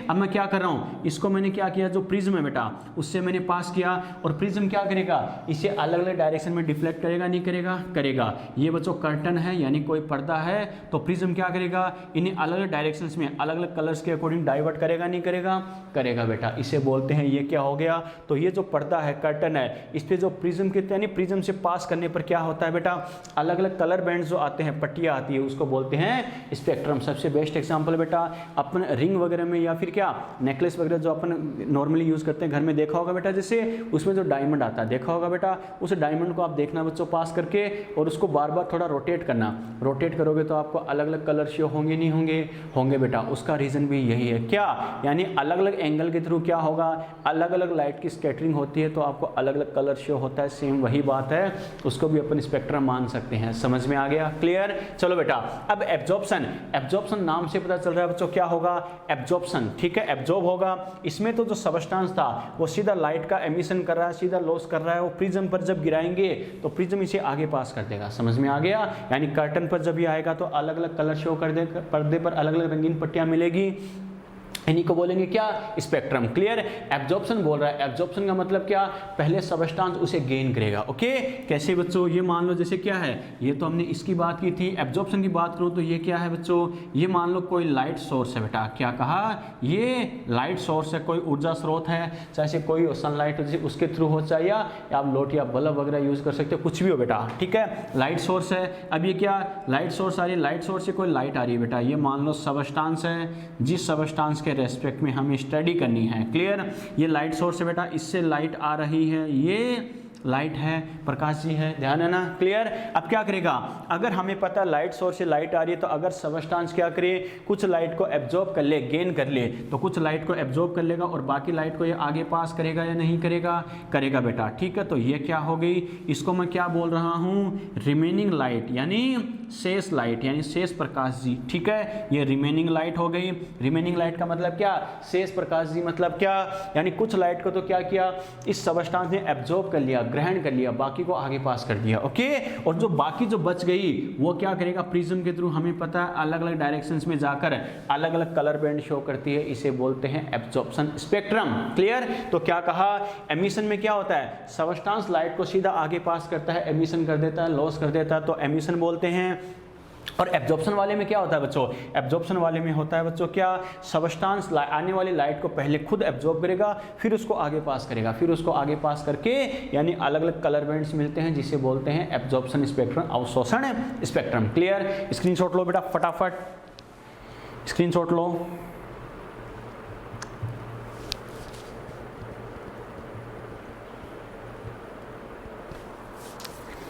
चलो ले लिए, अरे स्क्रीनशॉट ले लिए क्या, बुझान दे।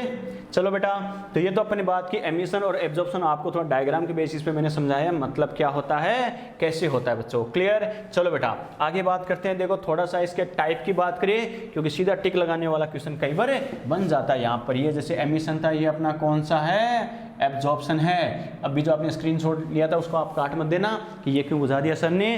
बच्चों देखो इसकी बात करें तो इसके टाइप की बात करें तो मेनली क्या होता है, 3 टाइप का होता है। ये होता है बेटा कंटिन्यूअस, क्या कहा, एक होता है कंटिन्यूअस, एक होता है बेटा लीनियर, एक होता है बैंड स्पेक्ट्रम, क्या कहा, एक क्या होता है कंटिन्यूअस सतत लीनियर रेखीय और बैंड स्पेक्ट्रम, क्लियर। और इसमें क्या होता है एब्जॉर्प्शन में, एब्जॉर्प्शन में दो टाइप का होता है बेटा, एक तो क्या होता है लीनियर, एक होता है इसमें बैंड स्पेक्ट्रम। बात समझ में आई क्या, क्लियर। चलो बच्चा कहेगा सर एब्जॉर्प्शन में कंटिन्यूअस वाला सतत वाला क्यों नहीं आया, क्योंकि एब्जॉर्प्शन में एब्जॉर्प्शन की बात नहीं है, एमिशन की बात करिए। एमिशन हमें पता है सनलाइट वाला, अरे सनलाइट में क्या होता है एब्जॉर्प्शन या एमिशन, सन क्या करता है एब्जॉर्ब करता है या एमिट करता है, एमिशन करता है, लॉस ही करता है, तो उससे हमेशा एमिशन वाला क्या सनलाइट का एग्जांपल होता है बेटा, तो वो क्या होता है हमेशा एमिशन में ही आएगा ना कि एब्जॉर्प्शन में, क्लियर। ये किसके लिए होता है बेटा, फॉर व्हाइट लाइट यानी श्वेत प्रकाश यानी सूर्य का प्रकाश यानी व्हाइट लाइट के लिए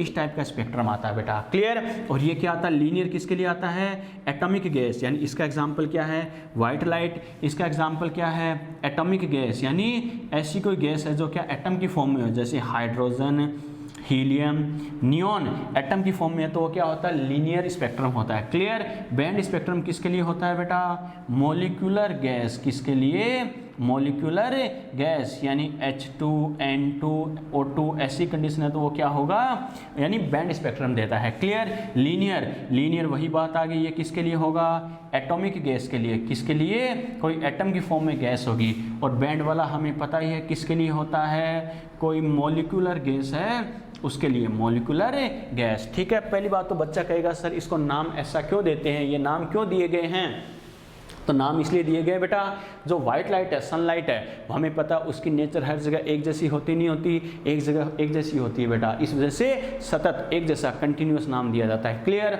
लीनियर, लीनियर मतलब क्या, एक लाइन एक रेखा, हमें पता है एटॉमिक गैस की फॉर्म में है तो पतली पतली लाइन्स यानी क्या होता है थिन लाइन्स मिलती है बेटा, तो क्या होता है बेटा जैसे बहुत पतली पतली लाइन्स मिलती है, तब वजह से बोला गया लीनियर स्पेक्ट्रम, क्लियर।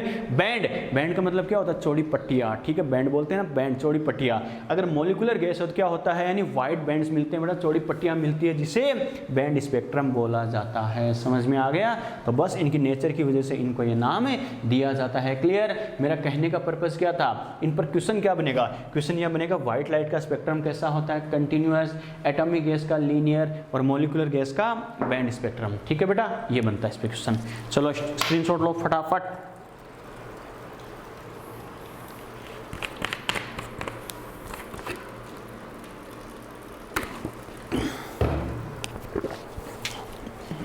स्क्रीनशॉट लो बेटा फटाफट।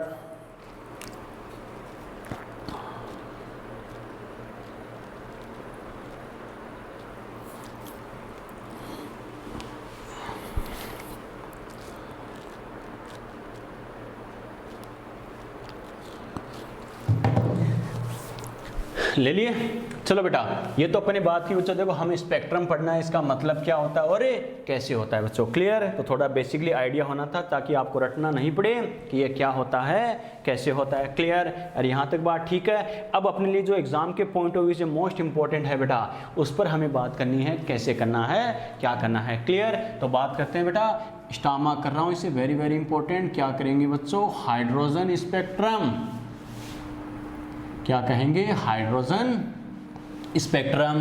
बात समझ में आई क्या, देखो बेटा हाइड्रोजन स्पेक्ट्रम क्या होता है कैसे होता है, यानी हाइड्रोजन एटम के रेस्पेक्ट में। तो सबसे पहले बात ध्यान रखना बेटा, बेस्ड ऑन बोर मॉडल, क्या कहा पहला क्वेश्चन इस पर, यानी हाइड्रोजन का जो स्पेक्ट्रम होता है वो किस पर बेस्ड होता है बेटा, बोर सिद्धांत पर, बोर मॉडल पर आधारित होता है बेटा, क्लियर। क्या, क्योंकि बोर ने जो अपने एक्सपेरिमेंट किए थे बेटा, जितने भी एक्सपेरिमेंट किए थे वो क्या हाइड्रोजन एटम के रेस्पेक्ट में ही किए थे बेटा, आ गया समझ में। तो हाइड्रोजन के क्या करेंगे, जो स्पेक्ट्रम होता है वो क्या बोर मॉडल पर ही बेस्ड होता है, ओके ठीक है। अब आप कहोगे सर ये सब क्या है, यानी हाइड्रोजन स्पेक्ट्रम, स्पेक्ट्रम का मतलब हमने क्या समझा है, सीरीज ऑफ कलर बैंड्स, यानी कई सारी रंगीन पट्टियां मिलना, क्लियर ठीक है। बच्चा कहेगा सर हाइड्रोजन में तो एक इलेक्ट्रॉन है तो कई सारी कलर बैंड्स रंगीन पट्टियां कैसे मिलेगी, तो बच्चों हमें पता एक इलेक्ट्रॉन तो है, लेकिन बोर ने इस एक इलेक्ट्रॉन को भी निचला टिकने दिया था क्या, नहीं। अरे इस एक इलेक्ट्रॉन का बोर ने क्या कहा था, अलग अलग सेल या ऑर्बिट में ट्रांसफर कर सकते नहीं कर सकते,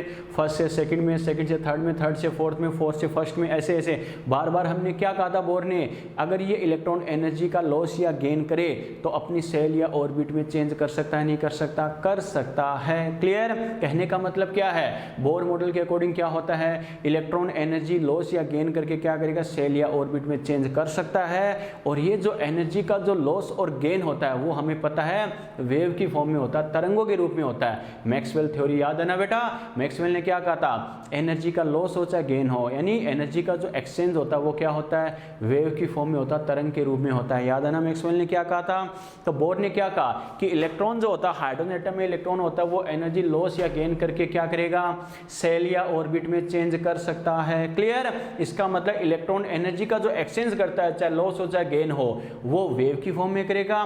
हर वेव की एक वेवलेंथ, तरंग दैर्ध्य होती नहीं होती, nu equal to C upon lambda. ध्यान है ना, अगर वेव है, फ्रीक्वेंसी है, तो वेवलेंथ भी है।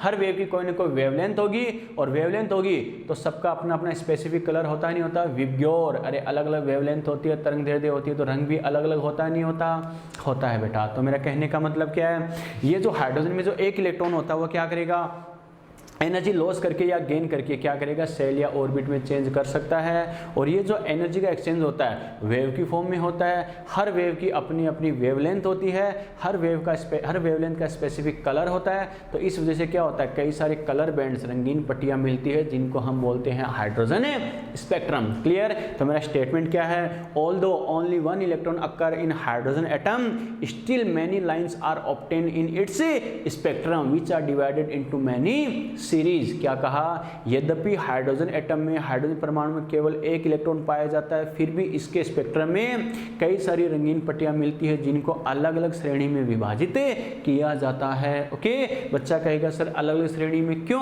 अलग अलग श्रेणी मतलब क्या, लाइमन, बामर, पास्टन, ब्रैकेट, फंड और हम्फ्री। बेटा क्लियर? अब देखो बेटा, मैं सीरीज बना रहा हूं, श्रेणी बना रहा हूं, कैसे करना है, क्या करना, अच्छे से समझना है बच्चों। क्लियर?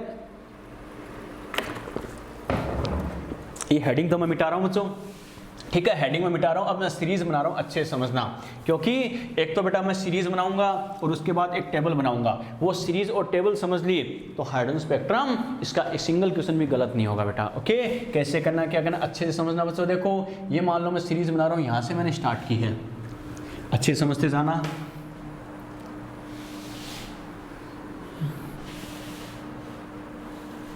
आपको बनाने की जरूरत नहीं है, स्क्रीनशॉट ले लेना बेटा, बस समझ से जाओ, अच्छे से समझना, मेन पर्पज अपना।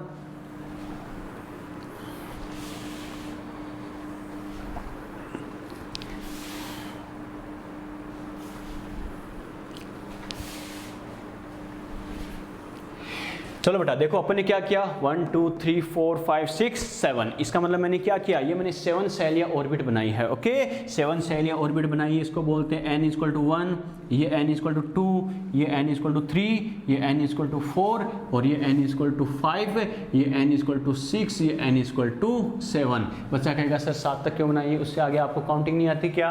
आती बेटा, लेकिन काम नहीं आती अपने बेटा, ठीक है, क्योंकि जितने भी एटम हम फिलहाल डिस्कवर हम देखते हैं उनका इलेक्ट्रॉनिक कॉन्फ़िगरेशन देखते हैं तो 7 सेल तक आता नहीं आता। अरे 8 वाली सेल कभी यूज होती है कि अभी तक यूज नहीं हुई? तो बोर ने भी क्या किया, 7 के रेस्पेक्ट में ही इसे एक्सप्लेन किया। क्लियर? अब देखो बेटा इसमें क्या करते हैं, यानी हर सेल या ऑर्बिट में, ये फर्स्ट सेल है, बच्चा कहेगा सर इसमें गैप आपने अलग अलग क्यों बनाए हैं? तो बच्चों इसका मतलब क्या होता है, ध्यान रखना। जैसे क्या करेंगे, फर्स्ट सेकंड का एनर्जी गैप सबसे ज्यादा होता है, फिर सेकंड थर्ड का, फिर उससे कम, उससे कम, उससे कम, उससे कम, यानी जैसे जैसे सेल या ऑर्बिट का नंबर बढ़ता जाता है बीच में एनर्जी गैप कम होता जाता है। तो ये एक्चुअल में जो अलग अलग डिस्टेंस होती है थोड़ी सी, ये सबसे कम, ये इससे ज़्यादा, ये थोड़ी इससे ज़्यादा, ये इससे ज़्यादा, ऐसे करते करते ऐसे आपको सीरीज मिलती है। क्लियर? इसका रीज़न क्या है कि जैसे जैसे n की वैल्यू इंक्रीज होती जाएगी बीच में एनर्जी गैप कम होता जाएगा। क्लियर? चलो बेटा देखो अब क्या करते हैं, सबसे पहले मैं क्या करूँ, लास्ट वाली सेल से इलेक्ट्रॉन को फर्स्ट में जंप करवा रहा हूँ, फिर सेकंड लास्ट से यानी 6 वाली से, और फिर क्या करेंगे बेटा 5 वाली से इलेक्ट्रॉन को यहाँ जंप करवा रहा हूँ, फिर 4 वाली से जंप करवा रहा हूँ, फिर 3rd वाली से जंप करवा रहा हूँ, फिर क्या 2nd वाली से जंप करवा रहा हूँ। क्लियर, ये अलग अलग लाइंस देखो सीरीज मिल रही है, इसको बोलते हैं लाइमन सीरीज। क्या बोलते हैं? Lyman series. क्लियर, बात समझ में आई क्या? अब फर्स्ट में ऐसा मिलता है, अब क्या अलग अलग अपर साइड की जो सेल है उनसे क्या करेंगे 1 बाई 1 इलेक्ट्रॉन का ट्रांसफर क्या लोअर वाली में करेंगे। पहले फर्स्ट सेल में किया, अब सेकंड में करते हैं बेटा 1 बाई 1। देखो ऊपर से स्टार्ट करके सेकंड सेल में लेके आ रहे हैं, ये जैसे 7 से, ये 6 से, ये फिर 5 से, ये 4 से, और ये किससे 3rd से। क्लियर, अब ये सेकंड जो सीरीज आती है बेटा इसे बोलते हैं बामर सीरीज। बात समझ में आएगी? बाल्मर नहीं, बामर सीरीज। ठीक है, क्लियर। अब क्या करेंगे, ऊपर वाली जो सेल ऑर्बिट है उससे एक एक करके इलेक्ट्रॉन का ट्रांसफर किधर करेंगे? 3rd सेल में अगर हम करें तो बच्चों 3rd में लेके आते हैं। ये देखो 7 से 3rd, ये 6 से 3rd, ये 5 से 3rd, ये 4 से 3rd। बात समझ में आई क्या? इसे क्या बोलते हैं? लाइमन बामर। फिर आता है बेटा 3rd नंबर पे पास्चन सीरीज। क्या कहा? Paschen series. बात समझ में आ गई? क्लियर। फिर क्या कहेंगे बच्चों, 4th में लेके आए ऊपर वाली सेल से 1 बाई 1, ये मान लो 7 से, ये 6 से, और ये 5 से। बात समझ में आई क्या? इसे बोलते हैं लाइमन बामर पास्चन। नंबर 4 पे आती है बेटा ब्रैकेट सीरीज। क्या कहा? ये ब्रैकेट सीरीज बोली जाती है। क्लियर, ठीक है बेटा। अब बात करें जैसे ऊपर वाली से करके क्या करें, ये मान लो 7 से 5, ये 6 से 5। ठीक है, ये बोला जाता है बेटा फंड सीरीज। क्या कहा? यानी फंड सीरीज बोली जाती है बेटा फंड सीरीज, यानी ये फंड सीरीज होती है। ठीक है, ये फंड सीरीज होती है। फिर 7 से लेकर क्या 6 में लेके आए, इसे बोला जाता है बेटा हम्फ्री सीरीज। क्या बोला जाता है? Humphry series. यानी अलग अलग इनकी सीरीज बनाई गई बेटा, इनको अलग अलग नाम दिया जाता है। क्लियर, ये जैसे हमने अलग अलग सीरीज बनाई है। अब क्या करेंगे बच्चों, देखो समझना नॉर्मली क्या होगा बेटा, समझना इस बात को अच्छे से।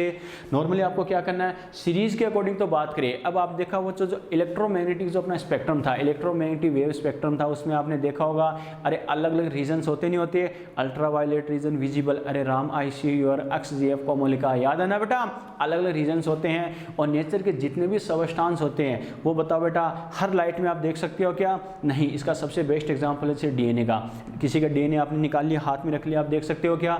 नहीं। ठीक है, एक्चुअल में क्या होगा, नॉर्मली DNA के लिए भी जैसे अपन क्या कहते हैं, सेल से DNA को अलग करके उसे स्ट्रेन किया जाता है, यानी उसे अलग अलग मतलब जैसे वो ना वॉयलेट या पर्पल डार्क कलर किया जाता है। फिर क्या अल्ट्रा वायलेट रीजन में देखा जाता है, अल्ट्रा वायलेट रेज पास की जाती है माइक्रोस्कोप पर, तब जाके उसे देखा जाता है। एक्चुअल में क्या होता है, एक रूल होता है बेटा, अपने कॉर्निया होता है, लेंस होता है, इनका क्या यानी जिस पार्टिकल की बात कर रहे हैं वो उसकी साइज और उससे थ्रू अपने लेंस तक कॉर्निया तक जो वेवलेंथ आ रही है उनका साइज ऑलमोस्ट सेम हो, तब आप उसे देख सकते हो। मैंने क्या कहा, साइंस क्या कहती है, किसी भी सबस्टांस पार्टिकल को अपन कैसे देख सकते हैं, तो क्या होगा, उस पार्टिकल की साइज है और उससे थ्रू जो रेज अपने कॉर्निया लेंस तक आ रही है, दोनों की वेवलेंथ अगर साइज ऑर्डर सेम सा है तब आप उसे देख सकते हो। क्लियर। तो वैसे ही बच्चों क्या करेंगे, हर जो सीरीज है, हर सीरीज बच्चों क्या होगा, हर सीरीज बच्चों देखो हर लाइट में मिलने दिखे ये कोई ज़रूरी नहीं है, सबके लिए क्या होता है, स्पेसिफिक एरिया होता है, रीजन होता है। जैसे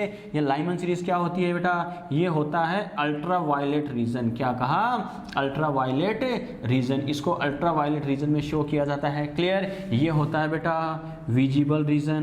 क्या कहा, इसको कैसे शो किया जाता है बेटा, विजिबल रीजन में। क्लियर, ठीक है। ये होता है बेटा infrared reason, infrared reason, infrared reason होता है ये। ठीक है। अल्ट्रावायलेट मतलब क्या, यानी पराबैंगनी किरणें, और ये पराबैंगनी क्षेत्र ये क्या होता है, दृश्य क्षेत्र, ये क्या होता है बेटा इंफ्रारेड यानी अवरक क्षेत्र, ये भी क्या होता है बच्चों इंफ्रारेड, यानी ये भी अवरक क्षेत्र में होता है। क्लियर। ये भी क्या होता है बच्चों, इंफ्रारेड होता है, यानी अवरक्त क्षेत्र, यानी ये भी अवरक्त वाले में आता है। और ये बोला जाता है डिस्टल इंफ्रारेड। क्या कहा, डिस्टल इंफ्रारेड रीजन, यानी दूरस्थ अवरक क्षेत्र, यानी इंफ्रारेड वाला जो लास्ट पार्ट होता है इसको बोला जाता है डिस्टल इंफ्रारेड रीजन। समझ में आ गया बेटा। क्लियर। बात समझ में आई। तो पहली बात तो अपन ये कि अलग अलग सीरीज कौन सी होती है, कैसे होती है। क्लियर। बच्चों देखो इस सीरीज को तो हमें मिटाना पड़ेगा, बुझाना पड़ेगा, लेकिन क्या इस पर एक क्वेश्चन क्या बनेगा आपसे, अलग अलग सीरीज में क्या करेगा बेटा, इस पर देखो 2 क्वेश्चन खास कर ध्यान रखना। पहली बात तो बच्चा कहेगा सर ये याद कैसे रहेगा, कोई दिक्कत नहीं है। फर्स्ट की बात करें, सबसे पहले सीक्वेंस ध्यान रखना है, ये लाइमन, बामर, पास्टन, ब्रैकेट, फंड और हम्फ्री 6 सीरीज है बेटा, सीक्वेंस याद रखना, लाइमन, बामर, पास्टन, ब्रैकेट, फंड और हम्फ्री। बात समझ में आ रही है। अब इनका रीजन जरूर ध्यान रखना, फर्स्ट का क्या अल्ट्रावायलेट, सेकंड का विजिबल, थर्ड फोर्थ 5 का क्या यानी इंफ्रारेड, 6 का क्या डिजिटल इंफ्रारेड। इसकी ट्रिक भी लिखा दूंगा, यूवी इन इंडिया, ठीक है, वो अभी बताऊंगा बेटा, यहाँ पे स्पेस का मैं मिटाना पड़ेगा। ओके, देखो मेरा कहने का मतलब क्या, हर सीरीज का सीक्वेंस से सीरीज ध्यान रखनी है और सीक्वेंस से इनका रीजन ध्यान रखना है। क्लियर, ठीक है बेटा। अल्ट्रावायलेट रीजन बोल दे तो देखते दिमाग में आना चाहिए लाइमन सीरीज की बात कर रहा है। अगर विजिबल रीजन की बात करें तो देखते बामर सीरीज दिमाग में आनी चाहिए। इंफ्रारेड रीजन की बात करें तो देखते पास्टन, ब्रैकेट, फंड तीनों दिमाग में आनी चाहिए। डिजिटल इंफ्रारेड बोले तो लास्ट वाली दिमाग में आनी चाहिए। क्लियर, ठीक है। लाइमन सीरीज की बात करें, लाइमन सीरीज ये अल्ट्रावायलेट रीजन में लाइंस कब मिलती है, जब इलेक्ट्रॉन कहां पर आता है, फर्स्ट सेल तक आता है, यस और नो। क्लियर, ठीक है। बामर सीरीज कब मिलेगी, यानी विजिबल रीजन में लाइंस कब मिलेगी, जब हायर ऑर्बिट से 1 बाय 1 करके कहां तक आता है, सेकंड में आता है। क्लियर, ठीक है बेटा। फिर क्या करेंगे, पास्टन सीरीज कब मिलती है, जब हायर ऑर्बिट से 1 बाय 1 कहां आता है, थर्ड सेल में आता है। क्लियर, ब्रैकेट सीरीज कब मिलती है, जब हायर ऑर्बिट से 1 बाय 1 कहां पर आता है, फोर्थ में आता है। और फंड सीरीज होती है वो कब मिलती है, जब हायर ऑर्बिट से 5th में आता है। हम्फ्री सीरीज कब मिलती है, जब हायर ऑर्बिट से 6 सेल में आता है। समझ में आ गया, यस और नो। तो ये ध्यान रखना कौन सी सीरीज या कौन सा रीजन है कहां तक मिलता है, कहां तक आने पर इलेक्ट्रॉन के जंप करने पर मिलता है। समझ में आ गया, क्लियर, यस और नो। ठीक है बेटा, एक चीज और ध्यान रखना, क्या नॉर्मली अगर अपन बात करें क्या लोअर ऑर्बिट और हायर ऑर्बिट है। लोअर ऑर्बिट का मतलब क्या, मिनिमम क्या हो सकता है, हायर ऑर्बिट यानी निम्न कक्षा उच्च कक्षा की बात कर रहा हूं। लोअर ऑर्बिट है, अल्ट्रावायलेट रीजन बोले या लाइमन सीरीज बोले, इसमें देखो बेटा इलेक्ट्रॉन ऊपर से आके नीचे गिर रहा है और देखो कम से कम कहां गिर रहा है, अरे फर्स्ट सेल तक। इससे ज्यादा और कोई कितना गिरेगा बेटा, देखो बच्चों हमें पता है, अरे फर्स्ट सेल से नीचे इलेक्ट्रॉन जा रहा है क्या, नहीं। तो लाइमन सीरीज बोलो इलेक्ट्रॉन के लिए ये बताओ मिनिमम सेल निम्न कक्षा कितनी होगी, फर्स्ट होगी। आ गया समझ में। लेकिन हायर ऑर्बिट है, उच्च कक्षा कितनी होगी, कोई सी भी हो सकती है। देखो सेकंड से भी आ सकता है, थर्ड से भी, फोर्थ से भी, फिफ्थ से भी, सिक्स से भी और सेकंड यानी लास्ट 7 से भी। समझ में आ रहा है। तो लाइमन की बात करूं, लोअर ऑर्बिट फर्स्ट और हायर ऑर्बिट क्या, फर्स्ट से ऊपर वाली सारी। आ गया समझ में, क्लियर। बामर की बात करूं, लोअर ऑर्बिट देखो बामर कहां रहा है, जब कम से कम कहां इलेक्ट्रॉन आ रहा है, सेकंड तक आ रहा है, तो ये कम से कम होगी, इससे नीचे है क्या, नहीं। तो लोअर ऑर्बिट कितनी बामर के लिए 2, हायर क्या 2 से ऊपर वाली सारी पॉसिबल है। क्लियर, कोई सी भी हो सकती है। पास्टन की बात करें बेटा तो लोअर ऑर्बिट कितना 3 और हायर कितना 3 से ऊपर वाले सारे पॉसिबल है। बात समझ में आ रही है, ठीक है। ब्रैकेट के लिए लोअर ऑर्बिट कितना 4 और हायर कितना 4 से ऊपर वाले सारे पॉसिबल है। क्लियर, ठीक है। और फंड की बात करें, लोअर ऑर्बिट कितना 5 और हायर कितना इससे ज्यादा वाले। हम्फ्री के लिए बात करें, लोअर ऑर्बिट कितना 6 और हायर ऑर्बिट इससे ऊपर वाले। समझ में आ गया बेटा, क्लियर, ठीक है बच्चों। ये मैंने कहा सीरीज, फिर क्या region, lower orbit, higher orbit. एक टेबल बनाऊंगा उसमें सारी डिटेल्स आएगी, बोर्ड पे स्पेस कम है तो इसको मिटा के फिर टेबल बनानी पड़ेगी, इस वजह से मैं इसके अंदर ही एक्सप्लेन कर रहा हूं, फिर टेबल बनाएंगे। क्लियर, ठीक है बेटा। देखो एक क्वेश्चन क्या पूछेगा, कौन सी सीरीज में कितनी लाइंस मिलती है, क्या कहा कौन सी सीरीज में कितनी लाइंस मिलती है। तो देखो बेटा कैसे करना है, इसका तरीका क्या होता है, आपसे बोले इलेक्ट्रॉन 6 ऑर्बिट से, मैंने क्या कहा 6 सेल से ग्राउंड स्टेट में आ रहा है, फर्स्ट में आ रहा है, अरे 6 से फर्स्ट में आ रहा है तो क्या करेंगे, यानी 6 से फर्स्ट में आ रहा है तो उस सीरीज में अल्ट्रावायलेट रीजन या लाइमन सीरीज में कितनी लाइंस मिलेगी। तो इसका तरीका क्या होता है, जहां से जहां जंप कर रहा है बच्चों, क्या करना, जहां से जहां तक जंप कर रहा है दोनों सेल का डिफरेंस कर दो। 6 से फर्स्ट में आ रहा है तो 6 - 1 कितनी होगी, 5 लाइंस होगी। कैसे बच्चों देख सकते हो, अरे 6 से फर्स्ट में आ रहा है तो 6 से फर्स्ट में देखो कौन कौन सी लाइन आएगी, एक तो ये होगी 6 से फर्स्ट 1 होगी, फिर 2, फिर 3, फिर 4, ये 5। तो 6 - 1 मेरे पास डायरेक्टली आंसर आ गया था 5। यस और नो, क्लियर। ये आपसे बोले क्या 7 से सेकंड में आ रहा है, क्या कहा 7 से सेकंड में आ रहा है, 7 से सेकंड में आ रहा है तो बामर सीरीज में कितनी लाइन आएगी, 7 से सेकंड तो 7 - 2 यानी 5, सीधा आंसर आ गया मेरे पास 5।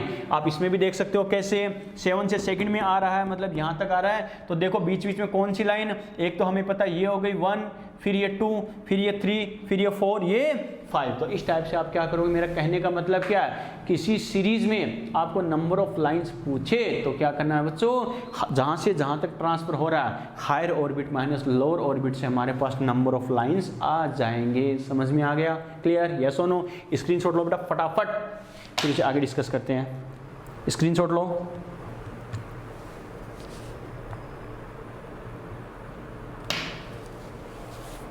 स्क्रीनशॉट ले लिया?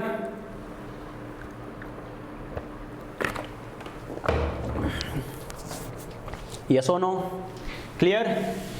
चलो बेटा, तो ये तो अपने बात की बेटा, देखो क्या होती है सीरीज, कैसे करना है, क्या करना है, क्लियर।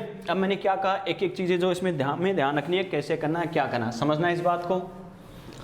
देखो कैसे करना है, चलो बेटा, एक तो ध्यान रखना, मैंने कहा था वो जो ट्रिक मैं बोला था बेटा वो जरूर ध्यान रखना। क्या, यानी कौन सी सीरीज, यानी कौन सी कैसे होगी वो जरूर ध्यान रखना। क्या ट्रिक क्या है, यूवी क्या करेंगे, इंडिया, ठीक है, यूवी इंडिया। यूवी समझते हैं ना, अपना युवराज, ओके, युवराज सिंह। तो बच्चों देखो इसकी बात करें, यू मतलब क्या, अरे फर्स्ट सीरीज है, फर्स्ट सीरीज मतलब क्या, अल्ट्रा वायलेट रीजन, यस और नो। अरे अल्ट्रा वायलेट रीजन में क्या होता है बेटा, फर्स्ट जो सीरीज होती है वो किसमें मिलती है, अल्ट्रा वायलेट में, क्लियर, ठीक है बेटा। वी सेकंड नंबर पे, वी मतलब क्या बेटा, विजिबल, यानी जो सेकंड सीरीज होती है वो किस में मिलती है, विजिबल रीजन में मिलती है बेटा, क्लियर।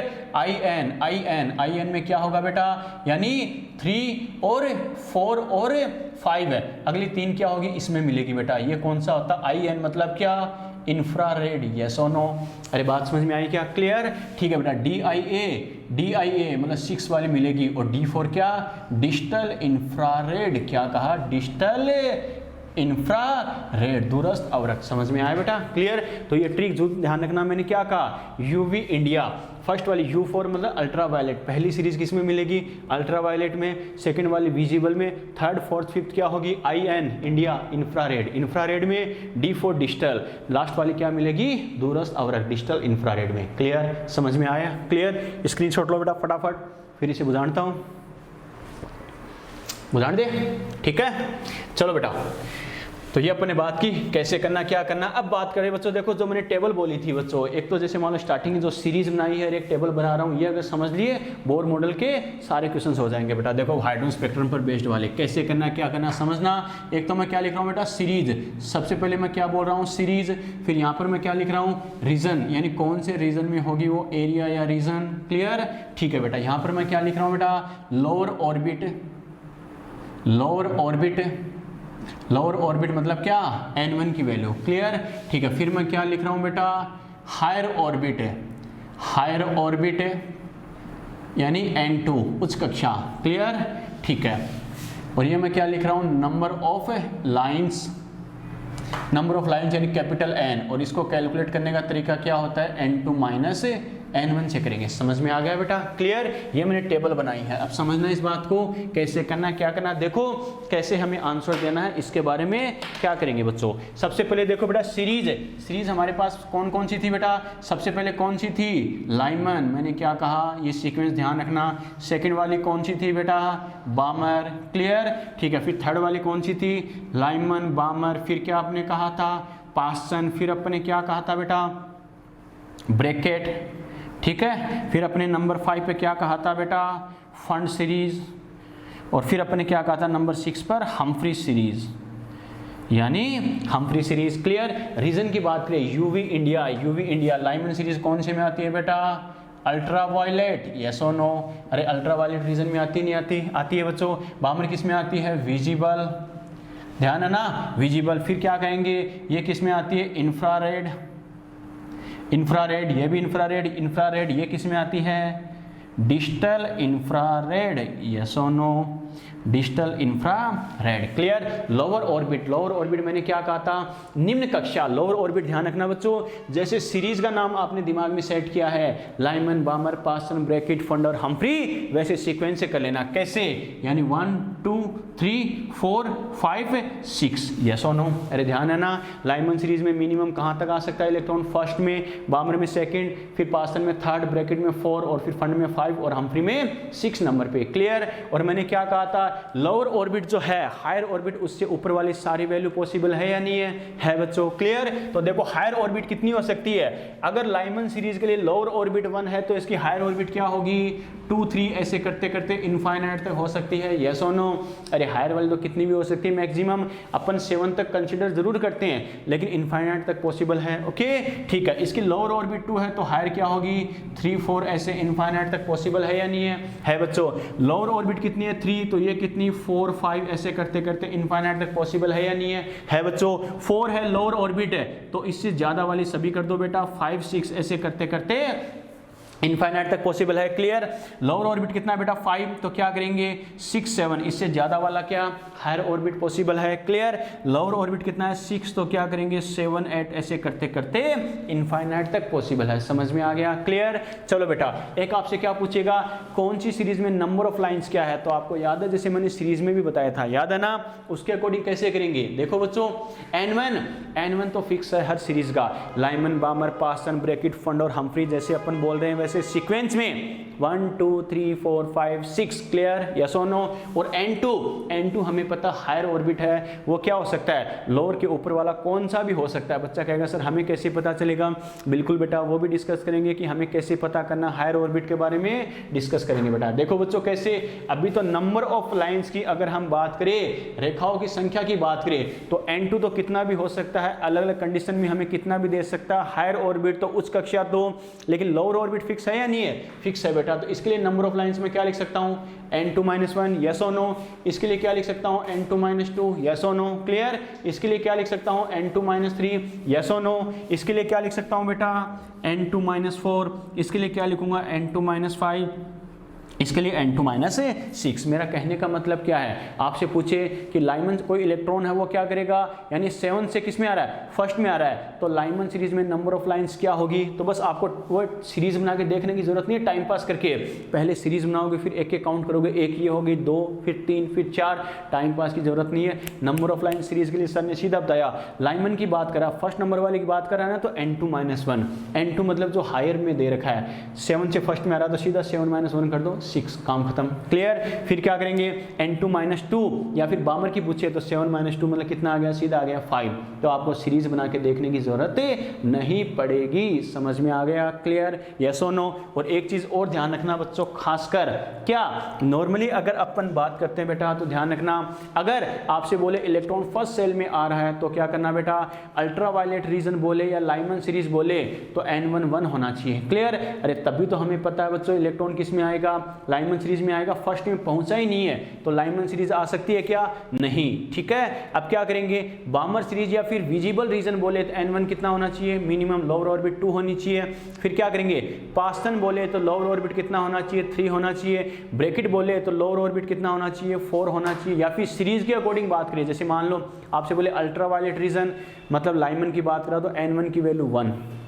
आपसे बोले विजिबल रीजन में कितनी लाइन होनी चाहिए, तो विजिबल रीजन तो तब आएगा ना जब बामर सीरीज होगी, और बामर सीरीज कब होगी, जब इलेक्ट्रॉन सेकंड सेल में आएगा, मतलब n1 की वैल्यू 2 होनी चाहिए, लोअर ऑर्बिट की वैल्यू 2 होनी चाहिए। फिर आपसे बोले इंफ्रारेड रीजन में कितनी लाइंस आएगी, तो इंफ्रारेड रीजन में हमें ध्यान है, इंफ्रारेड रीजन कब आएगा, जब 3rd 4th और 5th नंबर की सीरीज के लिए, यानी पास्टन ब्रैकेट और फंड के लिए, ध्यान है ना। इसका मतलब लोअर ऑर्बिट या तो 3 या 4 या 5 होना चाहिए, यस और नो। और फिर आपसे बोले डिजिटल इंफ्रारेड रीजन में कितनी लाइन होगी, तो n1 की वैल्यू 6 होनी चाहिए, समझ में आ गया।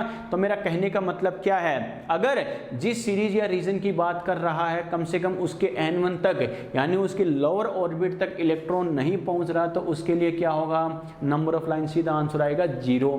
कैसे, जैसे मैं बोलूं इलेक्ट्रॉन क्या कर रहा है 7 ऑर्बिट से, यानी 7 से सेकंड में आ रहा है, 7 से किस में आ रहा है, सेकंड में, तो अल्ट्रावायलेट रीजन में कितनी लाइंस आएगी, 0। क्यों, क्योंकि अल्ट्रावायलेट रीजन तो कब आएगा, लाइमन सीरीज में। और लाइमन सीरीज कब मिलती है, जब इलेक्ट्रॉन फर्स्ट में आता है, जब वो फर्स्ट तक पहुंचा ही नहीं है तो नंबर ऑफ लाइंस कितनी होगी, 0। समझ में आ रहा है। मैं बोलूँ इलेक्ट्रॉन 6 से किस में आ रहा है, 4th में आ रहा है, 6 से 4th में आ रहा है, 6 से 4th सेल में आया तो लाइमन बामर पास्टन में कितनी सीरीज होगी, या फिर अल्ट्रा वायलेट या विजिबल रीजन में कितनी लाइंस होगी, तो क्या करेंगे बेटा, 4 से मैंने क्या कहा, 5 से मान लो किसमें 6 से 4th में आ गया, यानी 6 से अगर 4th में आ रहा है तो सीधी सी बात है 6 से 4th में आ रहा है। अल्ट्रा वायलेट रीजन में लाइन तो कब आती, जब लाइमन सीरीज मिलती। लाइमन सीरीज कब मिलती, जब फर्स्ट सेल तक पहुंचता। फर्स्ट तक पहुंचा है क्या, नो।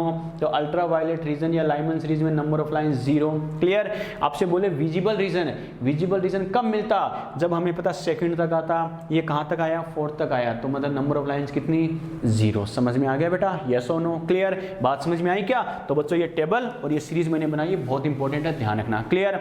अब बच्चे के दिमाग में आए क्या कि सर आपने कहा लोअर ऑर्बिट, ये तो ठीक है, सीधी याद रखने वाली बात है। इस सीक्वेंस में सीरीज है लाइमन, बामर, पार्सन, ब्रैकेट, फंड और हमफ्री। क्लियर। और इसके जो रीजन है, एरिया क्षेत्र है, ये आपने बता दिया यूवी इंडिया, याद है ना। अल्ट्रावायलेट विजन, फिर क्या करेंगे, ultraviolet visible, infrared, infrared, infrared और डिजिटल इंफ्रारेड। क्लियर। फिर लोअर ऑर्बिट सर आपने कहा सीक्वेंस याद रखना, लाइमन, बामर, पार्सन, ब्रैकेट, फंड और हमफ्री, तो 1 2 3 4 5 6 काम खत्म। सर N2 आपने कहा, N2 तो लोअर से ऊपर वाला कोई सा भी हो सकता है, तो ये कैसे पता चलेगा, आपने कहा इसके लिए N2 की वैल्यू, हायर ऑर्बिट की वैल्यू, उच्च कक्षा की वैल्यू 2 हो सकती है, 3 हो सकती है, 4 हो सकती है, 5 हो सकती है, इनफाइनाइट हो सकती है।